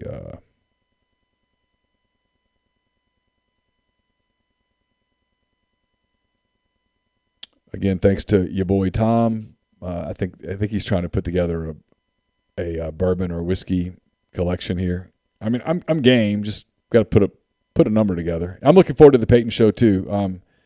Let's see. I'm about to get Brian Rippey on.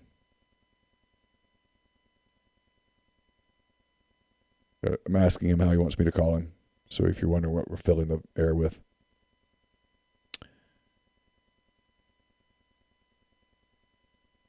I think I'm going to get him on FaceTime audio.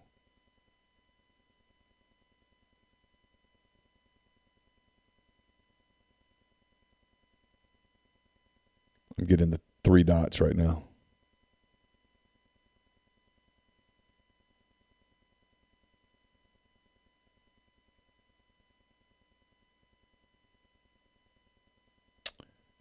Okay.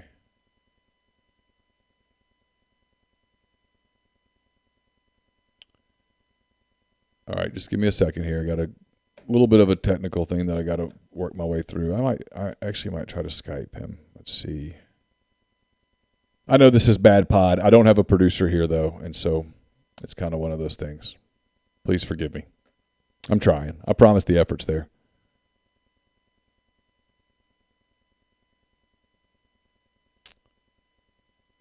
Here we go.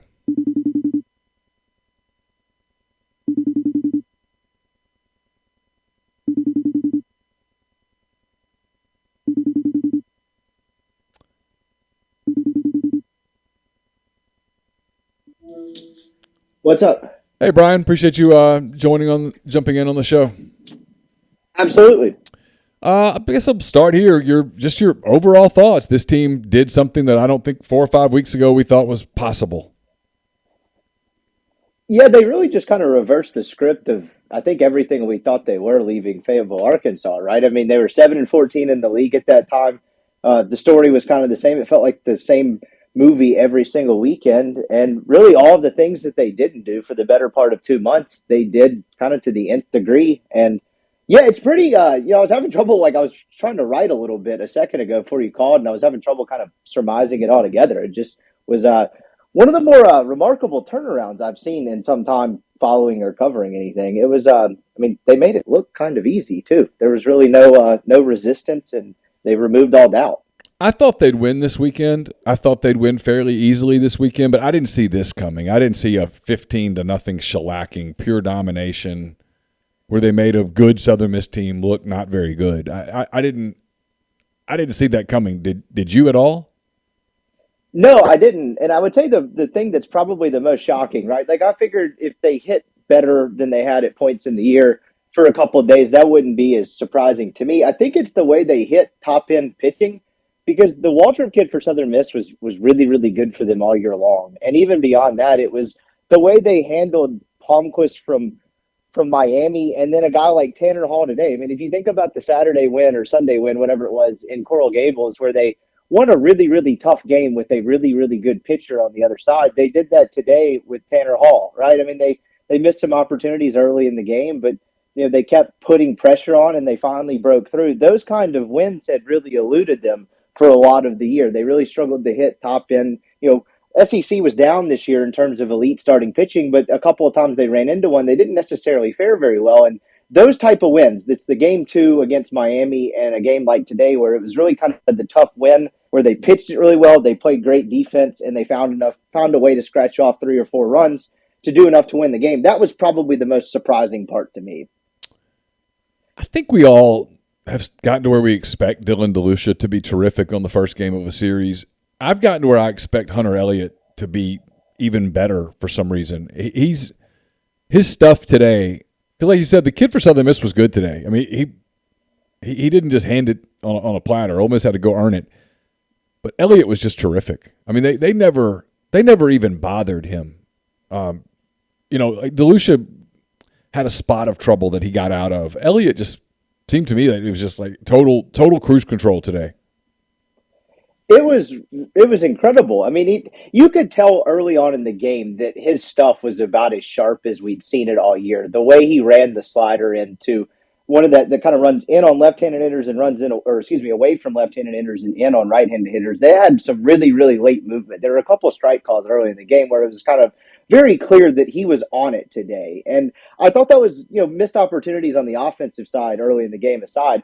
I thought that was a good sign for Ole Miss because after about the second inning, it became clear to me, it's like, okay, if they can just hang around in this and get Hall out of the game, Elliott's going to keep them in it. But you're right. I mean, it's you're running out of superlatives to when ways to compliment Hunter Elliott. I mean, that's a freshman that in the biggest moment of the year, back-to-back weeks, provided a really gutsy outing last week and really the best version of himself today. I think that was a career high for him in terms of start length, and it definitely was in strikeouts. It was remarkable. I mean, look, that Tanner Hall won the Ferris Award for a reason. I mean, he had ridiculous numbers coming in. I think 140 strikeouts, 13 walks, and a true freshman for Ole Miss was just simply better than the best of what Southern Miss had. And I think that's really kind of the story of this series as well. But he was unbelievable today.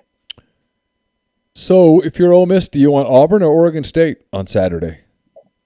I think Auburn, right? It's someone you faced before. I don't necessarily know that if you can make a ton about Ole Miss going and winning a series up there on the surface the first weekend of SEC play. I mean, my God, how long ago does that feel at this point with the way the season has turned? But I think just in terms of arms and matchup-wise, I think you'd rather have Auburn just from what Oregon State can offer from a pitching standpoint. But I don't know if it's a huge difference either way. And at this point, I mean, I would kind of like them against either one in terms of whoever they faced. I'm with you. I mean, I'm sitting here. I've said it 10 times already we've been going like an hour and 20 minutes or so. There's no reason Ole Miss can't have an attitude of getting to the final series at this point. I mean, there's no reason. Look, there are teams that are capable. I've been saying this. There's teams that are capable of beating them, certainly. I mean, Auburn's good. Oregon State's really good. Arkansas's good. But there's no reason to think that they can't beat those teams either. I agree. I think particularly with Tennessee out, I think that really opened up things. I mean, it was Tennessee and some versions of Virginia Tech and Oregon State and Stanford throughout the year, but there was really no clear second. And now that Tennessee's out of it, thanks to Notre Dame, I'm with you. It feels very wide open, and that's part of what has made this entire thing so crazy. You look up, 2-3 weeks ago, they're the last team to get in the field. You probably figured they'd fizzle out, somewhat quickly, even though it was a pretty winnable regional down there. Now there's a realistic path for them to get to the end. I agree with you. I think it's pretty wide open. I'll get back to Ole Miss in a second. Tennessee losing is karma, right? That's what that is? It has to be, right? Like I'm not necessarily I like baseball being the fun version of it, right? Bat flips, whatever the case may be. I think baseball, particularly at the professional level, lacks emotion at times. But if you believe in a baseball god, I think that was about all the evidence you needed today. I think that was karma coming back to bite them. I mean, there's having fun, and then there's flipping off the outfield when you're rounding first on a double. A lot of real estate in between those two things. So I think that's karma and nothing else, because if you were watching that game, they were kind of in control until they weren't. That really got away from them very quickly. And so, yeah, that you got to chalk that one up to karma, because on paper, Tennessee was a sizable favorite, and Vegas reflected that too. Yeah, I'm maybe this is the old man yelling at the kids in the lawn or whatever. Although I don't think I'm that person.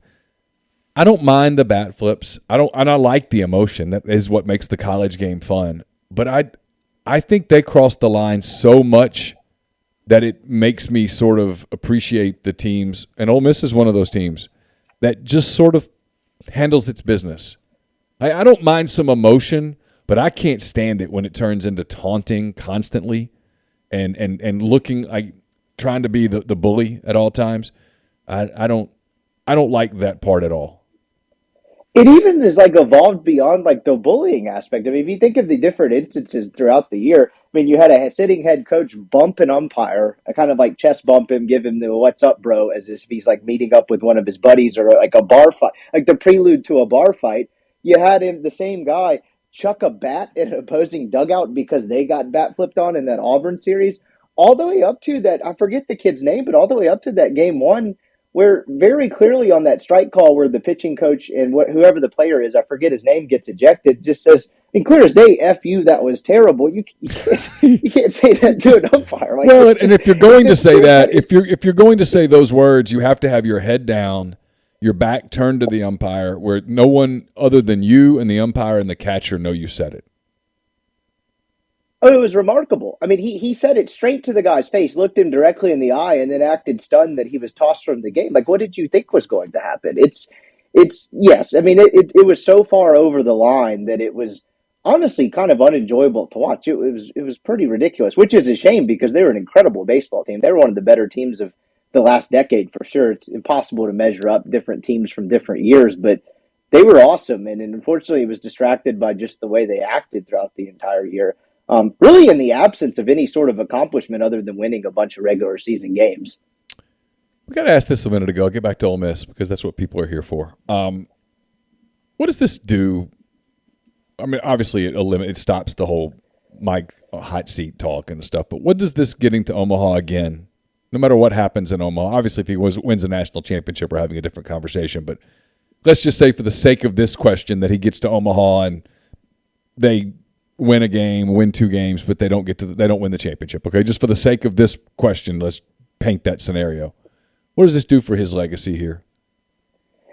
I think this team provided, as frustrating as they were to watch for fans at times, I think they provided a lot of what people had longed for in a Bianco program. He's a great program builder. He's one of the best head coaches in college baseball. I don't think people dispute that. There's just a lot more layers to it. And beyond the postseason disappointment and a couple regional failures, some super regional failures, right? He's 1-8 to get the games to Omaha. He was 1-5 in supers, which when you think about it, is almost a statistical impossibility. Like at some point, the law of average is going to play out.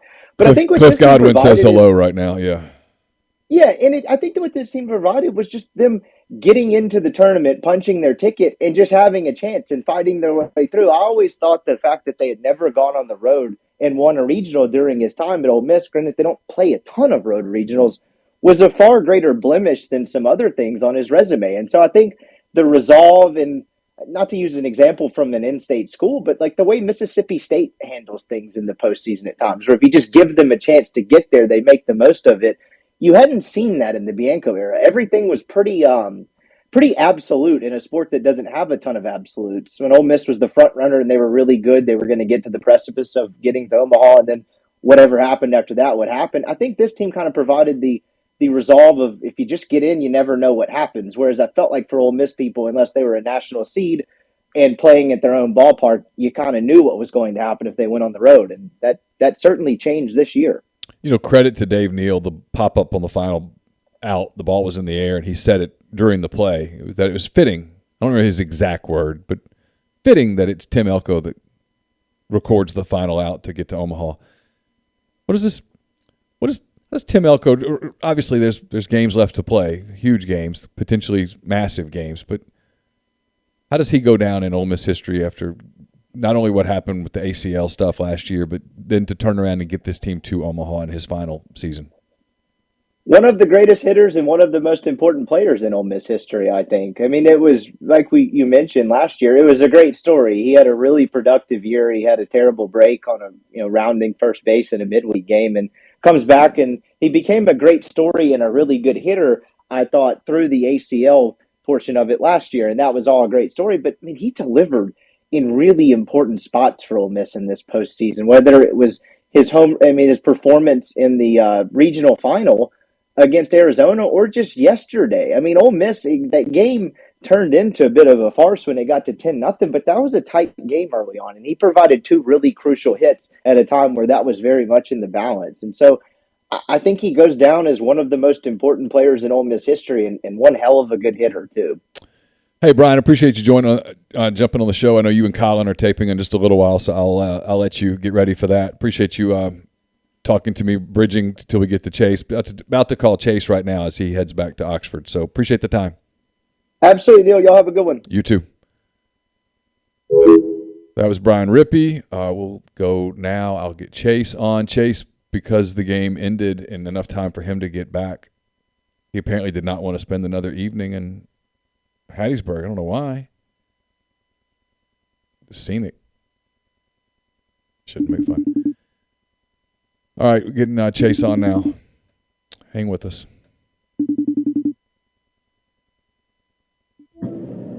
Hey, Chase, you're on.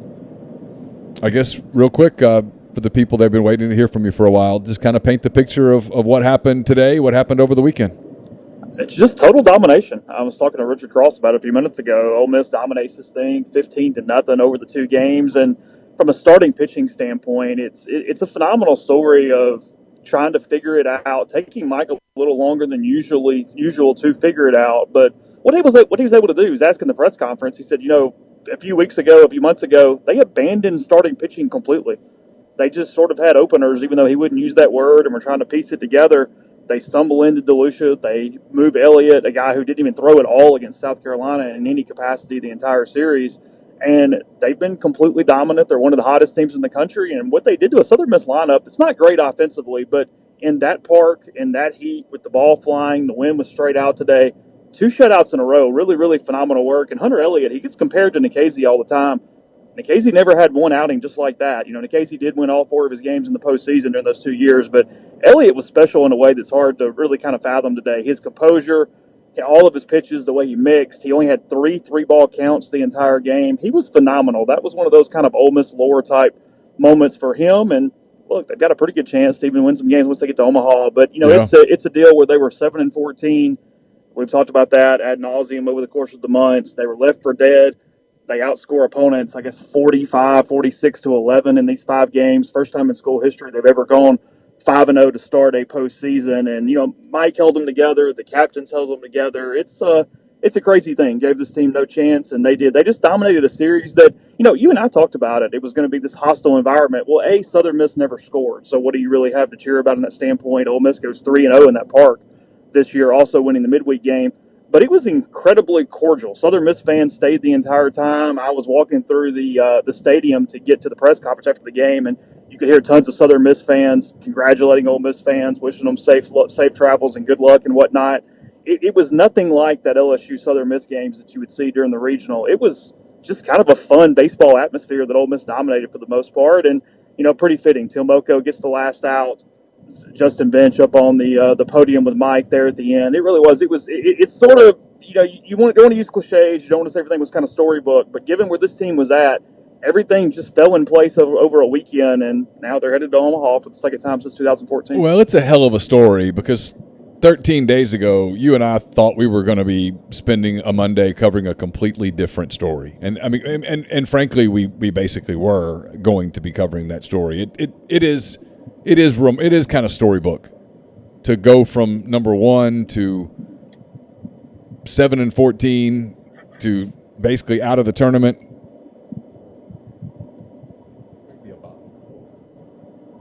Sorry, I was been requested to drink bourbon, so I was getting bourbon, Chase. 7-14 and not getting in, and then barely getting in, getting the very last spot. I mean, that is.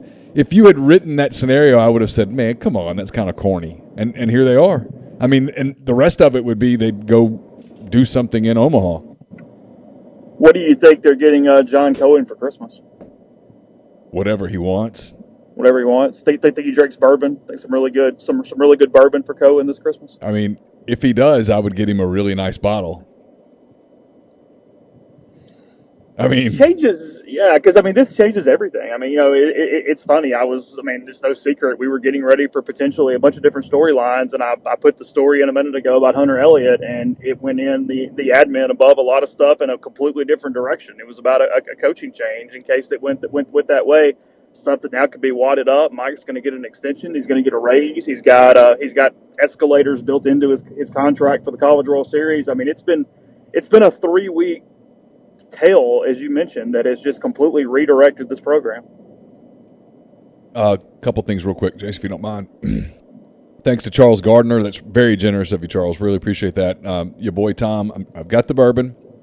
Your boy Tom has been determined for me to drink bourbon, making that happen. 650 or so people in here right now listening to you, Chase. So what was Mike like after the game?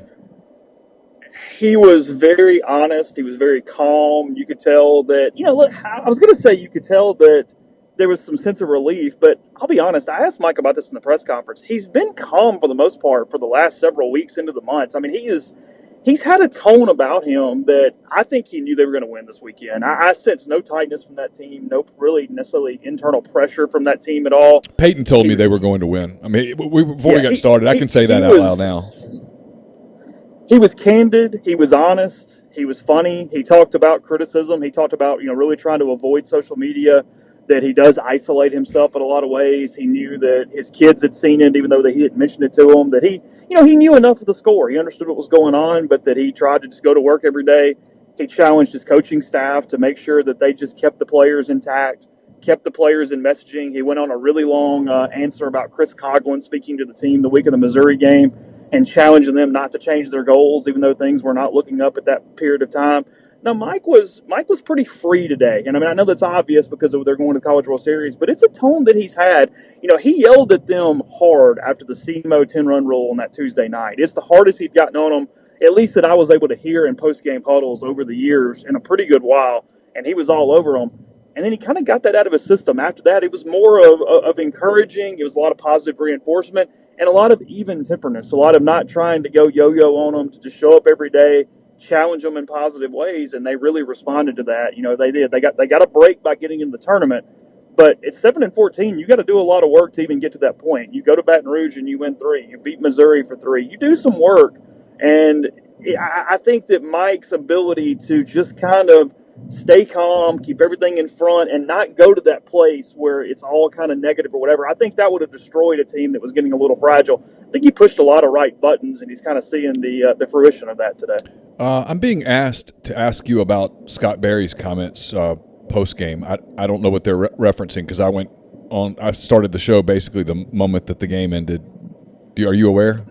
Yeah, sure. So Scott Berry is a phenomenal human being. I think that's probably the first thing to say. He and Mike, Mike joked earlier in the week that he didn't have a lot of friends. We know he's tight with Jim Schlossnagle. He does talk to Scott Berry a good bit. Obviously, they run across each other inside Mississippi. Scott Berry's respect for Mike, his admiration for that program is very high. Scott said that after the game, he told Mike that if it couldn't be them, he wanted it to be Mike and wanted it to be Ole Miss. He talked about their class as players, as coaches, and he said that basically the Southern Miss program will be pulling for Ole Miss to win a national title. I said a few minutes ago, it's hard to not root for Scott Berry to make the College World Series. He is one of the kind of the best people in baseball. He has tons of respect for Ole Miss. He said that over and over and over again. And, it's coaches. You have to kind of do it with a grain of salt. But he said a lot of things about Mike getting to leave on his own terms. And essentially Mike should have some level of a statue in Oxford just for the way he had transformed the program over these 20 years. You can tell that he respects him as a person, as a coach. And he was just showing that. It was Scott through what is obviously a very difficult weekend, very tough day for him. He heaped a ton of praise on Ole Miss and the Ole Miss program. Yeah, I've always heard he's a first-class guy, so I'm not surprised to hear that. You mentioned the Bianco thing and Mike going out on his own terms and all that. We're officially done with that forever now, right? That whole narrative is finished. It's done. We can set fire to it, light it. We can just be done. Never again. It is certainly not in the near future. Let's say that. I guess we could get back there if we have this conversation 10 years from now or 8 years from now or something like that. But no, yeah, I think that after all the angst of 18 with Black Monday, of 19, the loss to Arkansas, 21, the loss to Arizona, yeah, we can put it to bed. We can stop talking about Mike's job security. Frankly, his buyout's about to go up too. Just from a straight financial standpoint, he's about to get a pretty significant raise probably. He's probably getting, like I said, there is some escalators in here. He's getting back out to 4 years. Yeah, let's kill that. He did a lot of things this year to get so many monkeys off his back in that way. He wins a road regional. He had never done that before. Just destroyed the Coral Gables regional from a score standpoint and an output standpoint. He wins the first game in a super regional, doesn't even go to a game 3, dominates that game 2. All the things that were valid criticism against him during his tenure, he kind of went through the ghost, if you will, and he picked them off one by one. I wrote about it after the regional, but he's continued that in the super regional now. He really is starting to knock off all the negatives that segment had for him. I just thought they'd win this weekend. I didn't predict they would win like this, but I remember telling you I just think they're going to win. I thought Southern Miss would be tight, and I don't know. And Ole Miss wasn't tight at all. Just they were as loose as I've ever seen one of Bianco's teams, frankly. It also helps when your starting pitching is that good and you literally don't allow a run. You Yeah. know what I mean? Yeah, sure. Because it's two different things. That environment was full. It was a full stadium. It was a loud stadium. Give Southern Miss fans a lot of credit. They stayed all 9 innings. They stayed completely engaged in that game longer than a lot of fan bases would, given how they were getting kicked around. I thought that they stayed pretty engaged on Saturday all the way through, despite losing 10-0. And then about midway through the game, I guess when it went 4-0, when it went somewhere in there, I think Elliott got out of the 6th. And when he did that, Ole Miss kind of started the hotty-toddy, and Southern didn't drown it out. And that was the first time all weekend they didn't try to kind of drown out Ole Miss at that point. And you went, okay, the fan base is starting to accept some reality here. They got back into it a little bit when Southern Miss got 2 of the first 3 on in the 8th, but it was somewhat of a formality at that point. And while it's loud, what I was going to say is Elliott's been telling us this all week. Ole Miss has played in so many environments bigger than that, louder than that. It's still a small ballpark. And when you're playing in a ballpark that small and you're not giving the other team anything to really cheer about, it was not a difficult place to play. It was a lot of chances for Ole Miss to stay calm, to stay loose, to kind of keep their heads and just play good baseball. They did that again today. You know, Tanner Hall pitched a pretty damn good baseball game. He was really good. That changeup is good. You know, everybody kept saying, well, hey, just lay off of it. Well, there's a reason you can't lay off of it. And Ole Miss worked the pitch count and got to him and then got the big hits and took advantage of Ole Miss always has good catching. They should appreciate that because Southern Miss had 6 pass balls over the weekend. They couldn't catch the baseball, and that was one of the things that really turned the tide in both games. Yeah, I felt bad for their catcher yesterday. He was having just a nightmare of a game. It was a nightmare. All right. I've been saying this on the show. Tell me whether I'm right or wrong. If I'm Ole Miss, I know you're celebrating the night, and it's a fun bus ride back, obviously. But at some point in the next 24, 36 hours, I'm saying out loud, hey, we can go win this thing.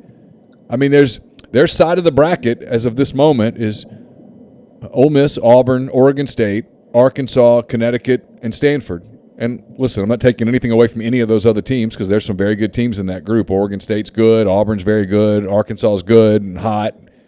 But Ole Miss could come out of that. I mean, if I'm Ole Miss, I'm looking at this like another opportunity has been put in front of me. No, the bracket has completely opened up. Notre Dame doing everyone a favor today, eliminating Tennessee. Even Scott Berry joked about that during his press conference because somebody asked him, hey, what are Ole Miss's chances to go win a national title? And he said, well, he believes all 8 teams that are there will have a good chance because Tennessee's been knocked out. And then he mentioned how hard it is to get to the College World Series using Tennessee as an example. But no, the bracket has really opened up. I mean, you're talking about Oregon State, who didn't even throw their ace last night. He's throwing today, I guess. And if that happens, can he throw the opener? Probably not. Obviously, Auburn doesn't have elite pitching. They've really bashed the baseball around, but that's a winnable game for Ole Miss. They've already taken 2 of 3 from the Tigers on the Plains earlier this season. Stanford is not overly scary, even though they really pitch it for the most part. I mean, with all due respect to Jim Penders, UConn is not somebody who's probably going to intimidate you if you end up playing them. You're familiar with Arkansas. No, it's a bracket that's right there. Now, look, it's a crapshoot. Every team is red hot that gets to the College World Series, so I'm not predicting them to play in a College World Series final. But when you wake up and you see that that's your potential bracket, that's a whole hell of a lot better than it could have been. And really all 8 teams. There's just everybody has some semblance of a flaw or at least has been scuffling. Ole Miss is as hot as anybody. They've clearly figured out a pitching staff, 2 relievers, Mallets, Johnson. Didn't even have to use Brandon Johnson this weekend. And then DeLucia and Elliott. And while it's a little more compressed than usual, the College World Series still gives you some days off, still allows you to limit the number of pitchers you're going to use. It wouldn't shock me in that ballpark, as big as it is, if Dylan DeLucia throws a lot of fly balls, doesn't walk anybody, gets out of that thing with a win. And if you're handing Hunter Elliott the ball against Arkansas or somebody on that second day, he's precocious as hell. He's shown you that he has the ability to handle that moment and to potentially pitch you into a pretty advantageous 2-0 situation in Omaha. Regular size Ben wants to know how that park's going to play for Ole Miss's hitters. You know, Ole Miss has done a much better job of not relying on the long ball. So that's the key. The ball's flying out of there a little more than it was 10 years ago. It's because the ball's juiced, in my opinion. But it's still a huge ballpark. Ole Miss is going to have to play some better outfield defense, potentially. That's not a strong suit by any stretch of the imagination. I think it helps out a little that Justin Bench is probably going to be out there. They're going to play Garrett Wood, I would assume, still at third base for the most part. right now. So it does not benefit any hitters. But Ole Miss has been better about moving runners, about not being so home run and station to station dependent. The big thing in Omaha is it's almost hard to single at times because it's hard to hit the ball over the outfielders' heads. So they move in and they take away a lot of bloops. They take away a lot of kind of short outfield base hits. So you need to hit line drives, you hit the ball through the infield. Ole Miss is pretty adaptable to that. I think it actually suits Ole Miss's pitchers incredibly well for the most part. If they don't walk anybody, if Elliott does not get into high count trouble for the most part. And look, it's not a great part for Ole Miss's hitters because it's not a good part for any hitters, but they are doing a better job for a formula that could potentially work. How devastated were you when Tennessee lost earlier? I was surprised that you were able to function. I was so upset by Tennessee losing that it took me about 12 seconds to go pull up Wes Rucker's Twitter feed and run all the way down it and just enjoy every bit of Schadenfreude that I could pull out of that. He said that it was cruel what happened to Tennessee today. Cruel. I think cruel was the word he used. So between that and one Tennessee fan saying on Twitter, and I get it's one Tennessee fan and it's Twitter for God's sake, so this is not representative of anything, but somebody did take the time to type out that Notre Dame's fans and players were more rude and disrespectful to Tennessee today than Tennessee had been at any point this season to anyone. So there was that. So but no, Notre Dame was clearly America's team today. They got it done. No doubt. I had given up on them in the middle innings, but there in the seventh, they showed up. And hey, Lane Jarrett's going to have another job here in a few weeks, and he's going to earn it. Let's throw an extra couple bucks on there for him with what he did to the Vols. Yeah, who would have ever thought that Notre Dame would be America's favorite little engine that could? I mean, nobody would have ever looked at Notre Dame like since the Rudy movie and been like, oh yeah, like we're all in on the Irish. No, Notre Dame and Ole Miss, the only two programs in the country with a New Year's Six bowl game and a College World Series berth. Oh, how about that? Yeah. Let's see. Dixie Reb 26 wants to know about TJ McCant's thumb. Will he be full go in time for Omaha? It was clearly good when he hit the home run today. So that was a good sign. Mike was not sure that he could give a competitive at bat. He knew that he technically could swing the bat, but he wasn't sure what it was going to look like, especially against Waldrop or Hall. He played in the outfield. That means he can squeeze the glove. So, yeah, I would say he's getting close to healthy. Look, TJ just has to be better. I mean, you look at TJ since May 1st, prior to today, he was hitting 140 with a 288 OPS. I mean, that's not getting it done no matter what your thumb is. Garrett Woods put some pretty good at-bats together. I think in some ways it's his production overall. He's not necessarily getting Wally pipped, but at the same point, he's just got to play better. I don't think it's a guarantee that McCants goes back in every day. I think Wood's still going to get some time, and especially with Wood playing decent defense at third base, it lets you put Justin Bench out there, and you got to focus on defense a little more in Omaha. So Ole Miss is going to. I'm going to make sure I'm right because I've had some people asking me. I've been saying Ole Miss at 6 o'clock on Saturday. They play the final of the first 4 games. Is that your understanding as well? That is my guess. I'm not 100% sure that the bracket days have been set just because you don't know how many games go into tomorrow. But, yeah, that makes the most sense to me. I did not see where the bracket literally showed that, but it does look like, and it was kind of the operating opinion of everybody in Hattiesburg, that Ole Miss would play that late game on Saturday following Arkansas playing the early game. So they have what's called bracket 1 and bracket 2. And right now it says bracket 1 plays on Friday, and there's 3 teams in bracket 1, A&M, Notre Dame, and Oklahoma. And then bracket 2 plays Saturday, and right now 2 teams from bracket 2 are in, and it's Arkansas and Ole Miss. So I think I'm right. I think I was researching it as you were giving the answer. I think. Well, and again, it would make no sense for a team to have to play tomorrow or play today. Play tomorrow for a game 3 and then turn around and play on Friday, right, in Omaha. That makes no sense. By the way, all 8 teams have to be in Omaha on Wednesday. Press conferences on Thursday for all 8 teams, and then games starting with, like you said, bracket 1 on Friday. Just hope there's no lightning within 8 miles. Did you see any of that today? North Carolina and Arkansas were at the park for like 8-9 hours and it never rained. It never rained a drop, not a single drop, but they had the lightning delays. Well, East Carolina and Texas still have not restarted as of 7:45. Yeah, correct? as of this moment, to the best of my knowledge, they have not restarted. I feel really bad for Cliff because I don't think it's going to go well. And they had that thing in their hands. It's going to become such a storyline there every time that they get to this place again because it's hard to get there. And I mean, Ole Miss has lived it. It's the exact same thing. That he was 5-6 outs with a 3-run lead with Texas deep in their bullpen, and you just put it away and couldn't do it. Yeah, you knew that they were going to have a hard time today. And then the kid for Texas, Melendez, he hits his 31st home run of the season. I mean, just my God, at a year he's having. He puts them up early, and I'm sure it really put a lull over the jungle there in Greenville.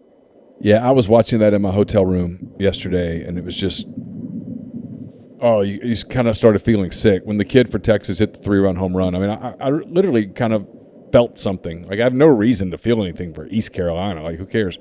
But I just knew. You knew what those kids were thinking, and you could see it. Elizabeth is asking, when would the second game be? I was looking for a schedule, and I can't find one. I would assume the second game would be like Tuesday. Yes, it would be. Whatever day they play, they get a day off, then play the next. So it'll be a loser's bracket game first, and then a winner's bracket game that night. So Ole Miss will play Saturday and Monday for sure.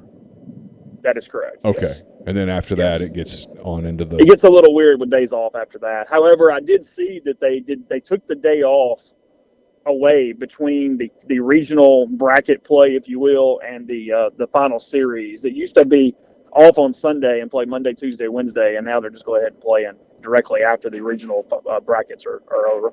Oh, that'll be interesting. That does change the strategy a little bit. Right. Trying to think if there's anything else I need to get to. Just, I know you're driving back right now. How hot was it today? It was incredibly brutal today. I did not think yesterday was that hot. I mean, relative to where we were, what we were hearing about high temperatures, it was nothing crazy. Today felt 15 to 20 degrees hotter. It was miserable out there today. I saw that a couple people put temperature readings on the turf, and it was somewhere between 140 and 150 degrees at different points of today. I mean, that's getting to points where I would think it starts getting through your shoes a little bit. It was brutal. I meant to ask Hunter Elliott why he's still wearing sleeves, but he did all that today still with wearing the mock turtleneck and the sleeves up under his jersey. But no, it was brutal. It's the hottest day of the year by far, and it was tough on that turf. I mean, it was a mess out there from a heat standpoint. It's what made me worry about the USM catcher because he looked like his eyes were almost kind of rolling in the back of his head with heat exhaustion yesterday, and then he had to come back out there and do it again today with all those pass balls behind him. Yeah, he had a tough weekend. I legitimately felt bad for him. That's a hard position, and in that heat, and he's not the fittest guy in the world, and he was struggling. We get Matt Browning wants to know. He says, "I've been seeing Kendall Rogers tweeting a ton of kids going in the portal from other schools. He wants to know if there's any specific spots Ole Miss is going to portal hunt for."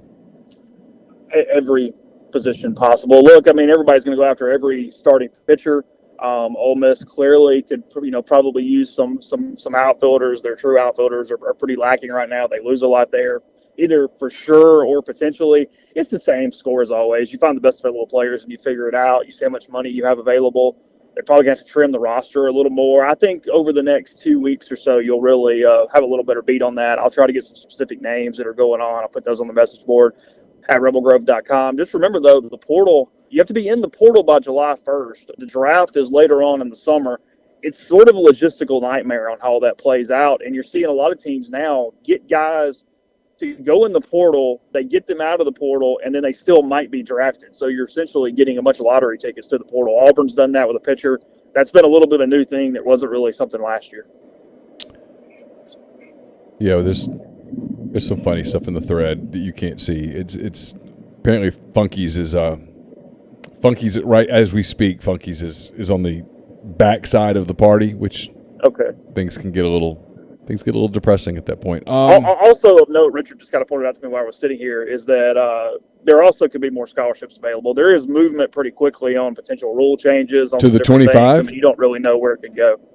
Towards the 25, like the full scholarship thing? Correct, potentially, yeah. Oh. We don't know that, but it is something that's been bouncing about. That would create chaos, wouldn't it? Complete and utter chaos with what teams are willing to fulfill it in different ways, yes. 100%. Let's see. I'm trying to think. I'm giving people just another minute or two while I've got you on the phone. I appreciate your time. And have more content at Rebel Grove, by the way. I was going to ask you, what have you written? Up right now, and then I'm going to deep dive into some of Mike's comments about the way he managed that period of time around 7 and 14, what he's heard, what he's seen. Go into that a little bit and dive into that. So that'll be the second story up at Rebel Grove tonight in the morning, very, very early, whenever it gets done. All right. Well, we'll leave it there. I guess just overall thoughts about the state of the tournament at this point. The teams that are in, the teams that are still playing. What kind of anything sticking out in your mind that's caught your attention over the course of the weekend? That's the SEC West. Texas A&M in, Arkansas in, Ole Miss in, Auburn 1 win away, and hey, get ready for a league that's about to be even more of a bear. Oklahoma's in. Texas is very close to being in. I mean, you're talking about under the way it could fall correctly. If had Tennessee won today, you could have had 7 of 8 teams being current or future SEC members. Still could be 6. So just get ready. It's not getting any easier, but at the same time, that's RPI, that's profile, that's benefit of the doubt. And look, Ole Miss is gaining a little more of that here. They got a favor from the committee. North Carolina State's the one that got screwed a little bit. Ole Miss gets in. Grand Canyon got in and shouldn't have. I think you're going to see even more kind of Power 5 movement maybe in future years of letting those teams in. And, Ole Miss gains a little more benefit of the doubt, and the SEC is just loaded for bear. So, no, the SEC West, the future, Western teams or SEC teams or whatever, they're showing out right now. I mean, Stanford and UConn was the only super regional that didn't involve one of them. It's a brutal league. You and I talk about it all the time. People, I think it's easy to get, obviously as a fan to get, hung up on your team, your school, and not view the league as a whole. And I was guilty of it this year because I kept watching over the course of the season, and I was like, I don't know if the league's as good as it normally is. And I think it was because of what you said earlier in the conversation. There was not that front line pitching for a lot of teams. A lot of teams lost their front line guy. Ole Miss kind of hunted for a front line guy before it found, DeLucia. But the league wasn't down. Turns out I was completely wrong. The league was a gritty league that sort of beat each other up, and then when they got away from each other and got to other teams, that toughness showed. Like you saw it with Ole Miss and Southern Miss. You saw it with Texas A&M and Louisville. You saw it at least last night with Auburn and going to Oregon State and winning. You saw it with Arkansas winning at North Carolina, coming from behind today to win. I mean, these are teams that have just beat each other up, and they're a lot tougher for it. Well, and look at this, Neil, and kind of last thing, as you said that, is that it's what makes Ole Miss's eyes light up a little bit on opportunities ahead and should scare teams a little bit because Ole Miss has not played bad offenses so far in this postseason. They've got the only shutouts in super regional play, and they've got 2 of them. Yeah. And then you look at the regional, they beat Miami 2-1. There are not many low-scoring games, but the Rebels have been able to not only have them on the mound, but to kind of play in them, play well, play loose in them offensively also. I mean, Ole Miss, again, they've played 5 postseason games and allowed 11 total runs. Yeah, it's remarkable how well they've pitched the ball. And they've, earlier in the year, their defense wasn't very good, and right now their defense has been very solid. Defense is good. Hayden has done a really good job behind the plate. I feel like in the last 2 weeks compared to maybe where he was at points of the regular season, he's managed that pitching staff well, and they've sort of put the ingredients together because I said this last night. It would have been really easy in a way because he's the guy who had been out there to just insert Reagan Burford back in at third base and hope he hits and hope he doesn't make many errors. They put in a guy that was hitting 140 on the season, did not have a start all year, and did not really show anything offensively. And he had an error in the first inning of the game or his first opportunity of the game against Miami. It's just from changing it up, believing in something, a pretty impressive coaching move there. Yeah, absolutely. Well, listen, I appreciate the time. I know you're driving back. Hope you get back safely. We'll put this up as a Monday podcast, and I look forward to seeing you Tuesday morning. Absolutely. Talk to you later. Okay. That was Chase Parham on his way back from Hattiesburg. So what I'll do is we're about 2 hours and 10 minutes in. There's 658 of you here right now. I'll open up the phone lines. I'll talk as long as you guys want to talk, and I think we've covered the bases on Ole Miss's big win over Southern Miss today, what it means. Ole Miss playing on Saturday in the College World Series against the winner of the Auburn-Oregon State Super Regional. Game 2 of that series begins in about an hour.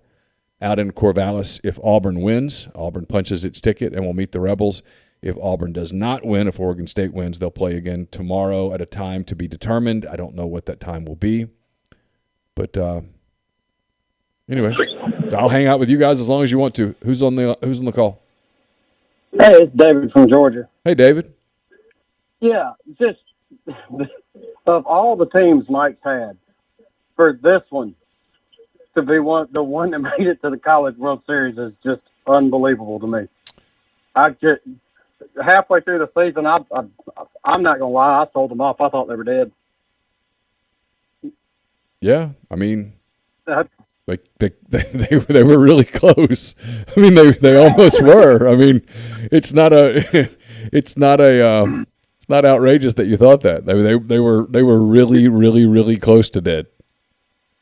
I don't know. I think the season got turned around when he finally said, "All right, DeLucia, you're my Friday night guy. Go out there. You're not coming out of the rotation. You're my Friday night guy. Go." Yeah, I think that was a big part. And then Elliott handling the Saturday, and look, Elliott has been amazing. He's a bad boy. Listen, it also helped. We talked about this. This was a team that it had one path through a regional, and that was clean. They didn't need to have a ugly regional where they had to climb out of a loser's bracket. They had the pitching, and once they beat Miami in that 2-1 game that Chase just referenced a few minutes ago, I mean, from that point on. I mean, they were built for a super regional. They're built for Omaha, especially if they can stay in the winner side of it. Yeah, I mean, they got a hell of a shot. I was sitting there and I was trying to explain the whole format to my dad because he didn't quite understand it. But I'm like, yeah, if they win 2 games, they get some serious time off. I was like, the first set is set up like a regional, and the championship set super. So that's right. But all right, man, I'm still in shock. So just I'll let you go, and you guys have some more callers, and I'll talk to you later. All right, thanks for the call. Appreciate it. All right, bye. So again, please make sure that collegecornerstore.com realizes that you guys appreciate this particular podcast, this particular live stream. Go to collegecornerstore.com. Go to the search, hit College World Series. You can find all of their gear, Ole Miss branded gear that's perfectly available. That's ready to go. It's already set. I think you can get it in time for the College World Series. I haven't seen what's there yet because obviously I've been here with you guys, but it's up at collegecornerstore.com. Just go to College World Series in the search and you'll find it. Larry Joe says, if Ole Miss wins it all, does it mean that Mississippi is number 1 in baseball and not just obesity? Yeah, I think that's what it means. Adam says, I'm a grown-ass man who understands there's work still to do but shed more than a few tears. That's cool. That's what sports is. What makes sports fun is that it lets you do that. Yes, Charles, thank you for reminding me. Please hit the like button. If you haven't subscribed to MPW Digital, we'd appreciate you doing that. Won't cost you a thing. Hit the like button. Hit subscribe. Hit the bell for notifications. Tell a friend. All that stuff. We'd appreciate it. What we'll plan to do over the course of Omaha is we'll probably do these post-game shows where at least I'll come on here. And, I mean, I know everybody would prefer to talk to Chase, and I get it. And he's the one that's much more dialed in. But I'll come in and we'll do live reactions, and then we'll get to Chase when he's done with his work. And let's kind of make that something we do from the College World Series, however long it lasts. Hopefully it's a hell of a run. It should be an interesting run, if nothing else. All right, phone lines still open. I'll stay with you guys until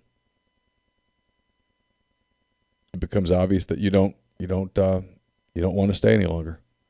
Had the bourbon. Appreciate all the super chats, by the way. Appreciate that a lot.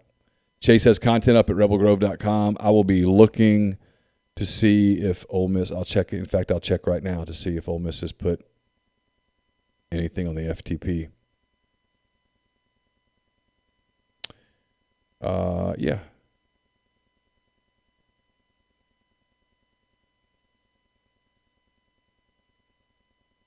think I might be able to play that for you guys here in a minute. Downloading it now. When do I think the Cubs will win their division again? It's going to be a long time, Tom. Long time. All right. If y'all want to, I think you're here. I think people wouldn't mind hearing it. It's going to take me a second. It's going to be a little awkward moment for me to kind of build a scene here, but I'll do that. You guys can watch the Ole Miss press conference from today's game. Just got to go in here and create a scene. Hattiesburg. And then go here. I know this is great pod, but anyway. Here's Ole Miss.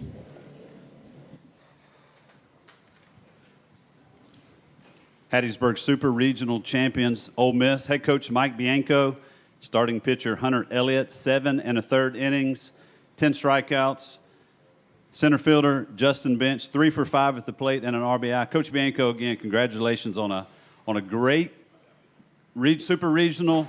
Congratulations here. Just kind of recap this just in your own words. Well, first, thank you. And first, want to congratulate, Coach Scott Berry. I know we've said this for a few days, but, him and his team, what an unbelievable year. And as I've mentioned before, we've been on the other side of this, and it's tough. But to be where they were and have just a tremendous year, and, we faced 2 pitchers that were fortunate. It wasn't a great draw for us, to have to face, Hall and Waldrop. But, we played, outstanding. And so, the question was asked a lot, what does it take? I guess what it takes is don't let the other team score, in a super regional, and you guys shot to win. But I say that sarcastically, but it's true. You got to play well, and we certainly played well. Hunter was outstanding today. Another great pitching performance. Of course, Mallets at the end has been as good as anybody on our staff the last month or so. Justin, terrific game, and certainly wasn't a day of offense, but I thought like last night, I thought we made Hall really work. And sometimes it doesn't look that way because you're not scoring runs, and we missed a couple opportunities early, but that shows you how good he is. But we were able to maybe get the pitch count up a little bit, and got a couple balls that found holes, and we're able to push a couple runs across. And fortunately, the way we pitched, that's all we needed. All right, open up to questions. Mike, I think the term you used yesterday was you guys had knocked on the door previously, and you come up a little bit short. And this year, obviously, you guys get through. I guess from your perspective, what made this year's team different than the ones the last few years? Again, I get the question, and it's a hard answer because I don't know if you're looking for scheme or whatnot. What makes this team special is the story that all you guys know, all the beat writers, where this team was 7-14 and in a place that we've never been in 22 years. So we've only been to Omaha twice, but we had never been 7-14. And in our league. And so, and I've said it over and over, guys like Justin and Tim and Kevin and Derek Diamond and Chofi and so many older guys didn't let this team go. And, started playing at the end, like I think we were capable. So we started the season that way and played really well. And, now we finished it that way. Justin, a lot of great seniors on this team who have been in this spot before and haven't been able to break through until this year. Talk about it from the seniors' perspective. What does it really mean for you guys to get that trip to Omaha? I'm speechless right now. I'm just so proud of this team. And, we were 17-14, like Coach said, and it looked like we were out of it, but we just stuck together. The senior leadership, kept everybody under their wing, and we just kept winning. And we got us to here, and, I'm just proud of this team. All right, question in the back. Mike, when you were watching Hunter develop this year, did you think he was capable of pitching like this? I mean, against the number 11 national seed. I know we saw that he was good in other outings this year as well, but when you saw him coming up, when did you kind of realize that he was capable of this, and what impressed you the most about his performance today? We always knew he was good. He, obviously a high-profile recruit, coming out of high school in Tupelo, and he had a really good fall. But he was like a lot of guys, like DeLucia, like Diamond, a lot of those guys that pitched well in the fall. We weren't sure what his role was going to be. And unfortunately, he didn't get the opportunity to start very much. We put him in the bullpen, but once we moved him, into the rotation, he's been terrific. And when you watch him, he's one of those guys where he's not going to light up the radar gun. There's not 95s. There's not an 85-mile-an-hour slider. But when you watch the confidence, you watch the toughness, much like DeLucia from the other side, where they just make pitches. They make pitches and get off the field. And a lot of times that's the difference. If you remember, I said that last night, in the press conference. And he's very similar. Goes about a little different. He's left-handed, change-up, but slider really improved over the course of the year. And he's had a lot of really good games for us, but none better than this. I mean, he was lights out today. And you had mentioned at y'all's media day at the very beginning of the year that it was like, it's no secret you hadn't been to Omaha since 2014. You had a little bit of bad luck along the way, but now y'all finally punched that ticket and getting there. I mean, does it feel like a weight is kind of lifted off y'all's shoulders at all a little bit? And I mean, what are kind of the other emotions that come with that? Not today. I mean, today we came here to win, and, we knew what was at stake. It's not a secret. You guys ask the question a lot, so it's hard to not know that, those stats. But I'm really, and I mean this sincerely, it's not about me. I didn't throw one ball today. I didn't swing the bat at all. It's about these guys, and to watch, Justin and Tim. And I said to Keith, after the game, what an amazing sport this is. Because so many times, like in the Miami Regional Championship game, we put Garrett Wood in at third base. First start ever, the first ball gets hit to him, right?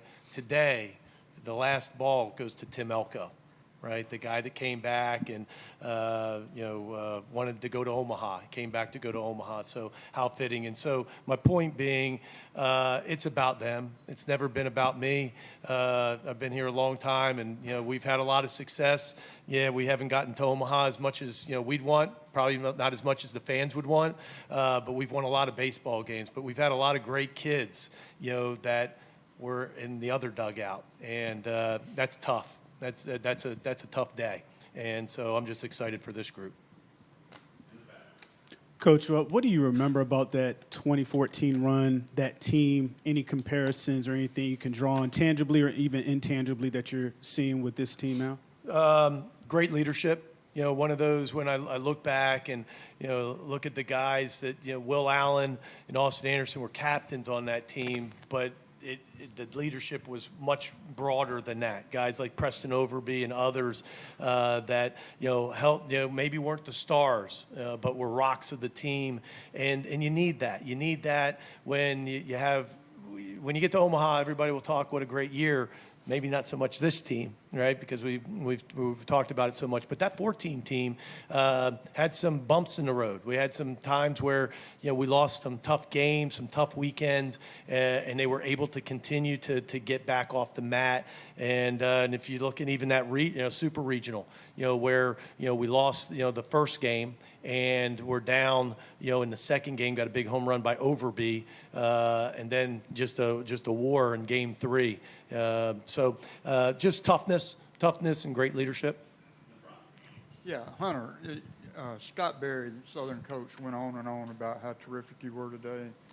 And he said when you came over to back up a play at third base, he said, I looked at him, he hadn't even broken out a razor yet.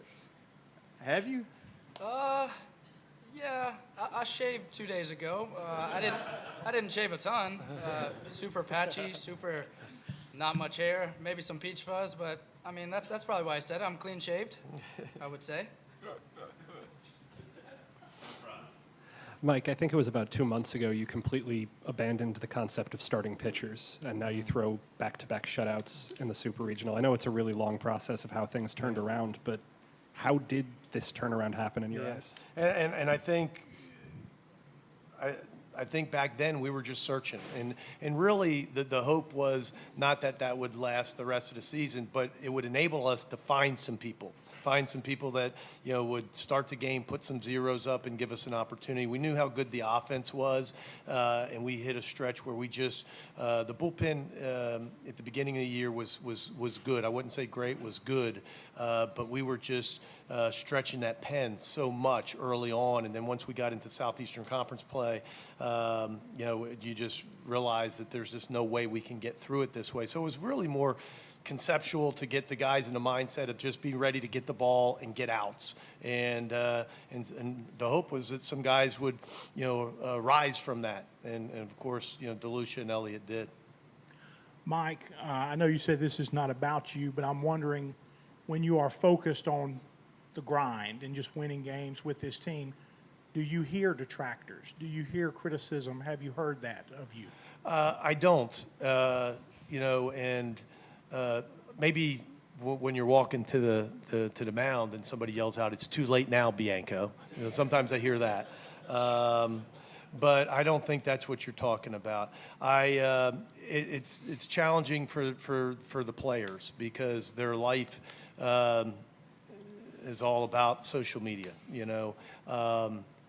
I try to stay off. I'm on it. I'm on Twitter. But I don't follow a few. I don't even follow you, Parrish. Sorry. But you learn in a hurry that if you don't follow a lot of stuff, you don't hear a lot of noise. And then you also, if you don't read, past your tweets, you don't have to hear all the comments. And because at the end of the day, that's just the coach. That's not me. That's not Mike Bianco. That's not the husband and the father and all of those things. So I learned a long time ago that, you can't live in that world. But it's out there because I can tell, my loved ones, see it. I can tell, they won't say anything to me, but I can tell. I can see it in their faces. So, but me personally, I try to stay away from it, and I think I do a pretty good job. Hunter, you've had in a bunch of your starts a lot of traffic on the bases, especially early in games. That was different today. Did it feel different? Was there something extra special for you on the mound that kind of allowed you to avoid that? My big thing going into the day was try to avoid as many 3-ball counts as I can. And I went back and looked, and I think I had 3-ball counts. So the reason I always have a lot of traffic and stuff is because I walk a lot of guys, and I've hit a few guys. But my biggest mindset and my biggest thing today was just flood the zone, attack them with my best stuff, whatever I got that day, and stay out of 3-ball counts. So it was nice. We have time for 2 more questions. Hunter, just in terms of the emotions, how was that for you navigating kind of through all that, not trying to think outside of the next pitch, but what all today kind of meant? I mean, how was that for you on the mound? Yeah, early, obviously it was a lot of excitement. The crowd was really into it, was trying to get after you a little bit. But I think one of the biggest things for me is throwing up a 0 in the first and then trying to act like it's just another game. Obviously it's not, but just trying to act like it's just another game, go by pitch, and I think I did a good job of that today. Coach, I think over the past 3 weeks, y'all are undefeated in the Navy uniforms. Is it safe to say that that's going to be the first one you wear going to Omaha?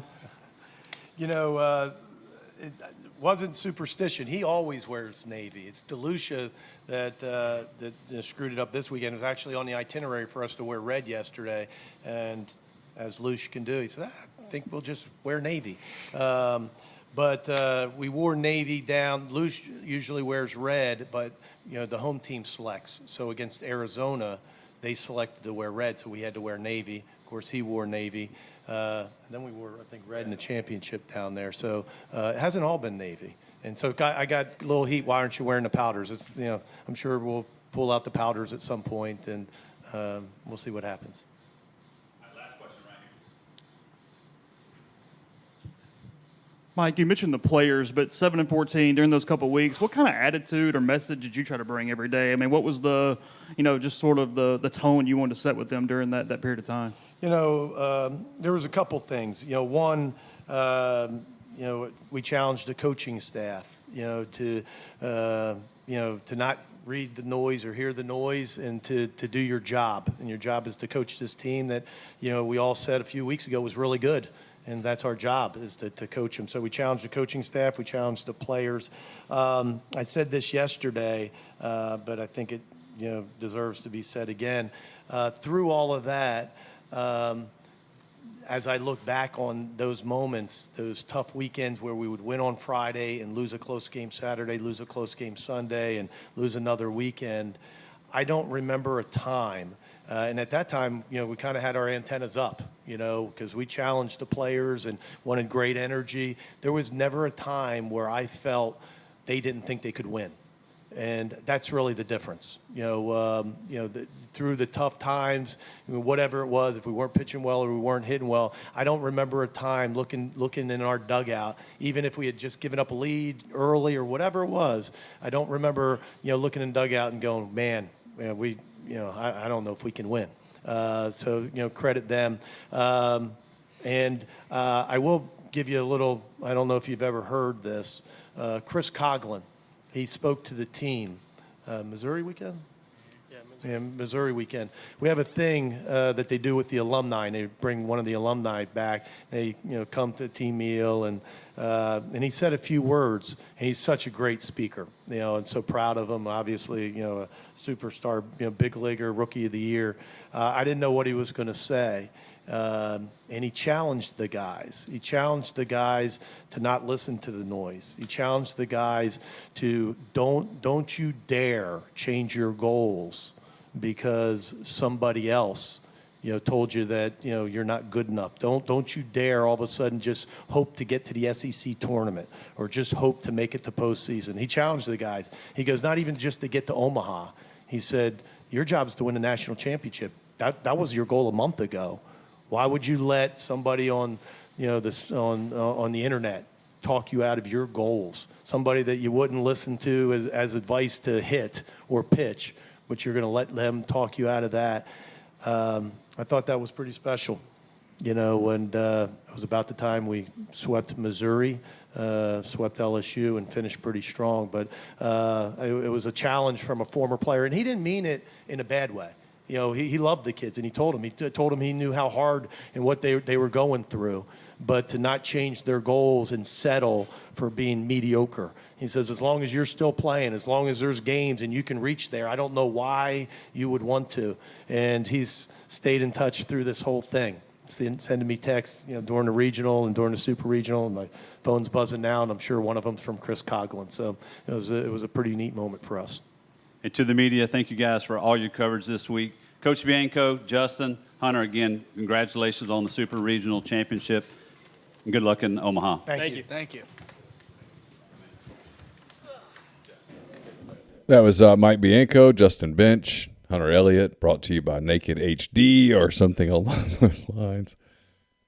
It's not really. If you're just listening and you're not in the thread, you have no idea what we're talking about. The bots have been attacking throughout the course of the night. It's been quite the battle.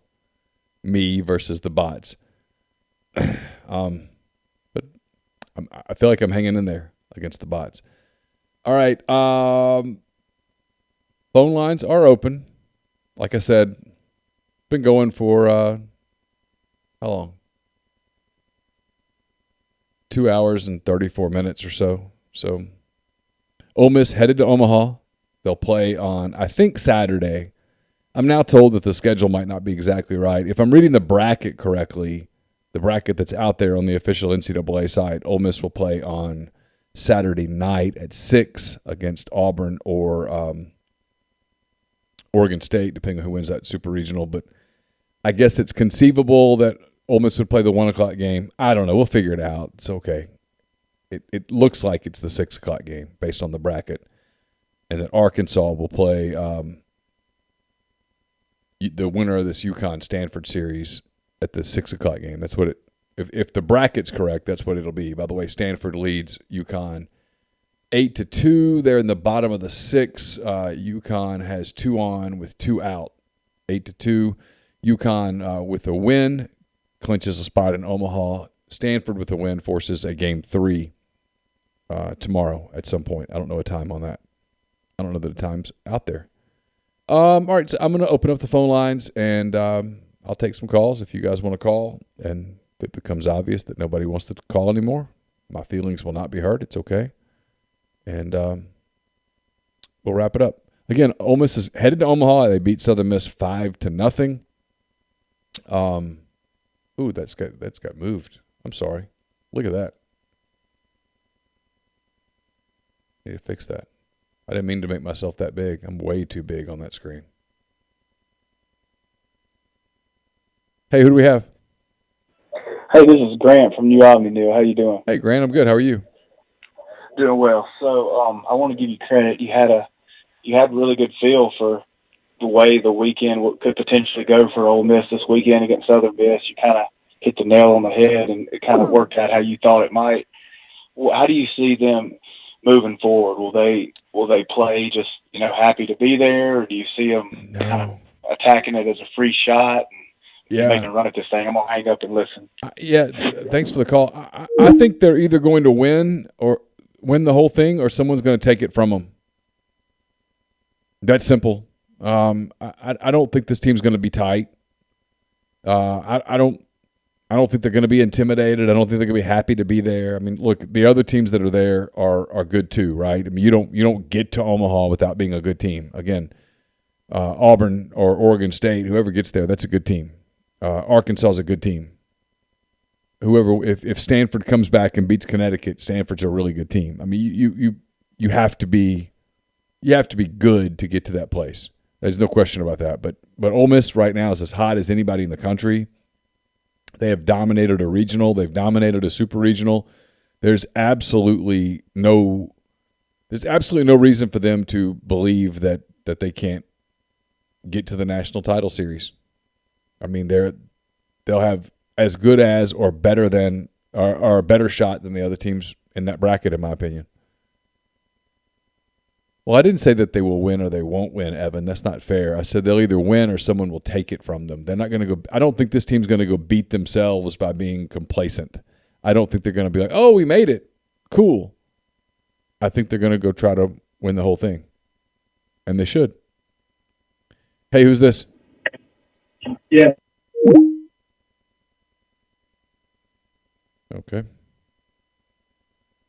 662-259-0991 is the number. Hey, who's on? Let's roll again. Does it start on Friday this year instead of Saturday? That's my understanding. Is it starts on Friday. I'm looking at the bracket.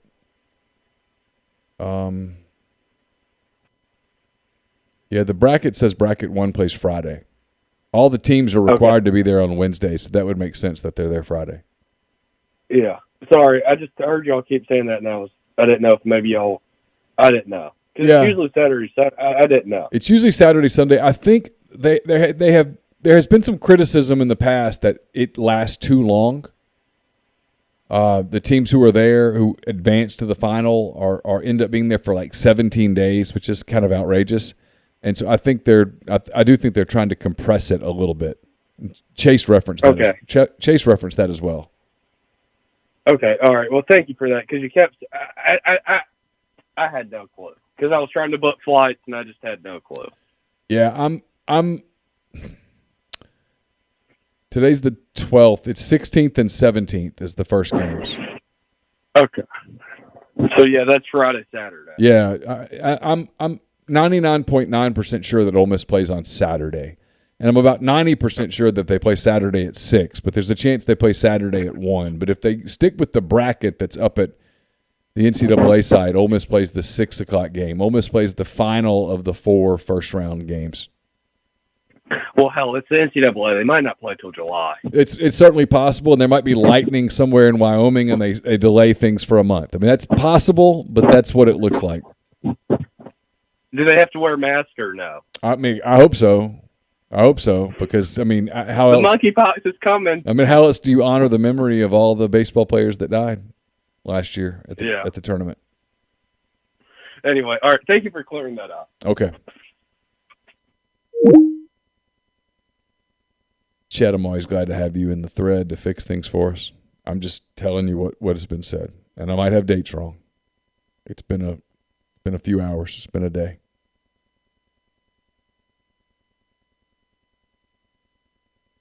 '17th and 18th, the first days.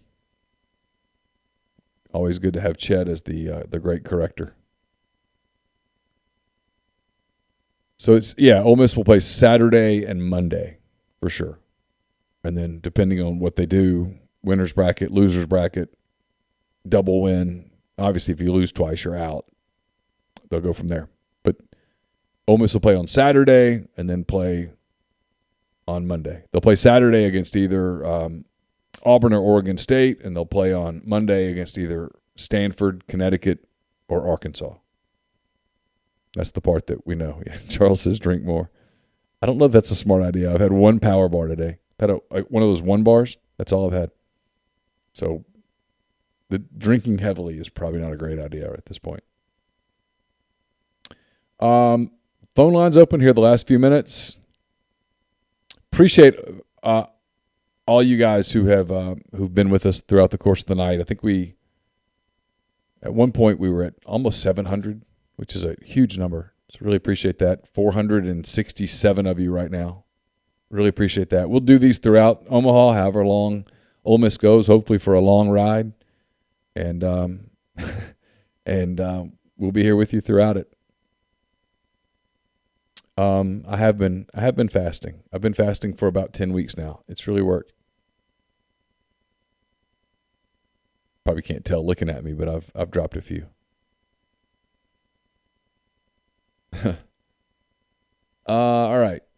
662-259-0991. Last few minutes here. Been going for a little bit. This will be the Monday morning podcast. Chase driving back now. Not going to make him do a podcast early in the morning. You can listen to this in podcast form tomorrow, and then we'll get back together on Tuesday morning, do a podcast. He and I will at some point tomorrow figure out what our plan is for this week. This was not something that we thought was coming a month ago, but here it is. So we'll figure out how we cover it and kind of go from there. So Ole Miss beats Southern Miss 5-0. Heads to Omaha for, I guess 2 months ago we thought Omaha was probably going to happen. And a month ago, or I guess 3 months ago we thought Omaha was going to happen. 2 months ago we thought this season was a disaster. A month ago we thought this was going to be the end of the Bianco era. And here we are. It's a hell of a story. It really is. When you take a step back and you look at the arc of this season, it's a roller coaster. It's really remarkable. It's a testament to Mike. It's a testament to his coaching staff, the kids on that team, to get where they are today. On so many times they were so close to being completely done. It's really remarkable. Let's see. Stanford and UConn top 7 now. It's 8-2 Stanford. Stanford appears in control of this game to force a third game tomorrow. Still waiting on East Carolina and Texas to resume. What's the other game? Let's see. I'll pull this back up. I'll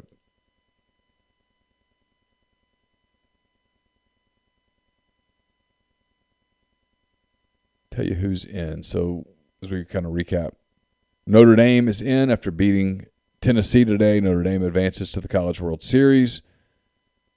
Texas A&M sweeps Louisville. They're in the College World Series. Oklahoma beat Virginia Tech today to win 2-1. The Sooners headed to Omaha as well. Arkansas swept North Carolina in Chapel Hill. Arkansas headed back to the College World Series a year after such a disappointing super regional loss to NC State. Of course, Ole Miss, as we've been talking about, Ole Miss sweeps Southern Miss. Ole Miss undefeated in the postseason. They're headed to Omaha, so the series that are left, East Carolina and Texas, are in a weather delay in Game 3. Texas leads that game 4-0. The winner of that game advances to the College World Series. We talked about Stanford and Connecticut. That series on its way to being tied 1-1, and then we've talked throughout the night. Auburn and Oregon State will play about a half hour from now. Auburn needs one win to clinch a spot in Omaha against Ole Miss. Oregon State needs to beat Auburn tonight, force a third game, and beat Auburn again on Monday to earn the right to face Ole Miss on Saturday in Omaha. So that catches you up with the College World Series. Kind kind of last call, if you will, on the phones. If you've got a call to make, now's the time. Okay, I missed one just a second ago from a 662-588 number. So if you call back, I will grab you before we head out for the night. Really appreciate everybody joining in. I know that in an ideal world, you have Chase on screen taking your calls for a couple of hours. Obviously, that was impossible tonight with him being in Hattiesburg and covering the post game and trying to write and get in the car and drive back. So appreciate you putting up with me and making this show possible. Again, don't forget collegecornerstore.com. Go there, enter College World Series in the search, and get your Ole Miss branded College World Series gear as the Rebels get ready to head to Omaha later this week for the first appearance since 2014. A appearance that puts an end to a lot of the whole Mike Bianco talk and all of those things that we've done over the years. And Rebel Blamer says it just started raining again in East Carolina. They're probably staring at a Monday finish to that game, which might actually be a good thing for East Carolina because they looked overwhelmed today. Maybe an extra day lets them get some pitching back, that kind of thing. Cliff and his team, it was painful to watch yesterday. Up 7-2, they were basically celebrating, and then it got away. All right, we will stop there. Appreciate everyone for participating. Thanks to Brian Rippey for his time. Thanks to Chase for his time as well. We'll be back with an Oxford Exxon podcast on Tuesday morning. Have a full week of podcast planned for you and coverage, of course, at rebelgrove.com of Ole Miss baseball as the Rebels get ready to head to Omaha for a College World Series appearance. Again, thanks to College Corner Store for making this show possible. Appreciate them. Please go to their site and make sure they know that you appreciate them making this show possible. So we'll talk to you again on Tuesday, and then we'll plan on doing a show similar to this one again on a Saturday after Ole Miss against either Auburn or Oregon State. Until next time, take care.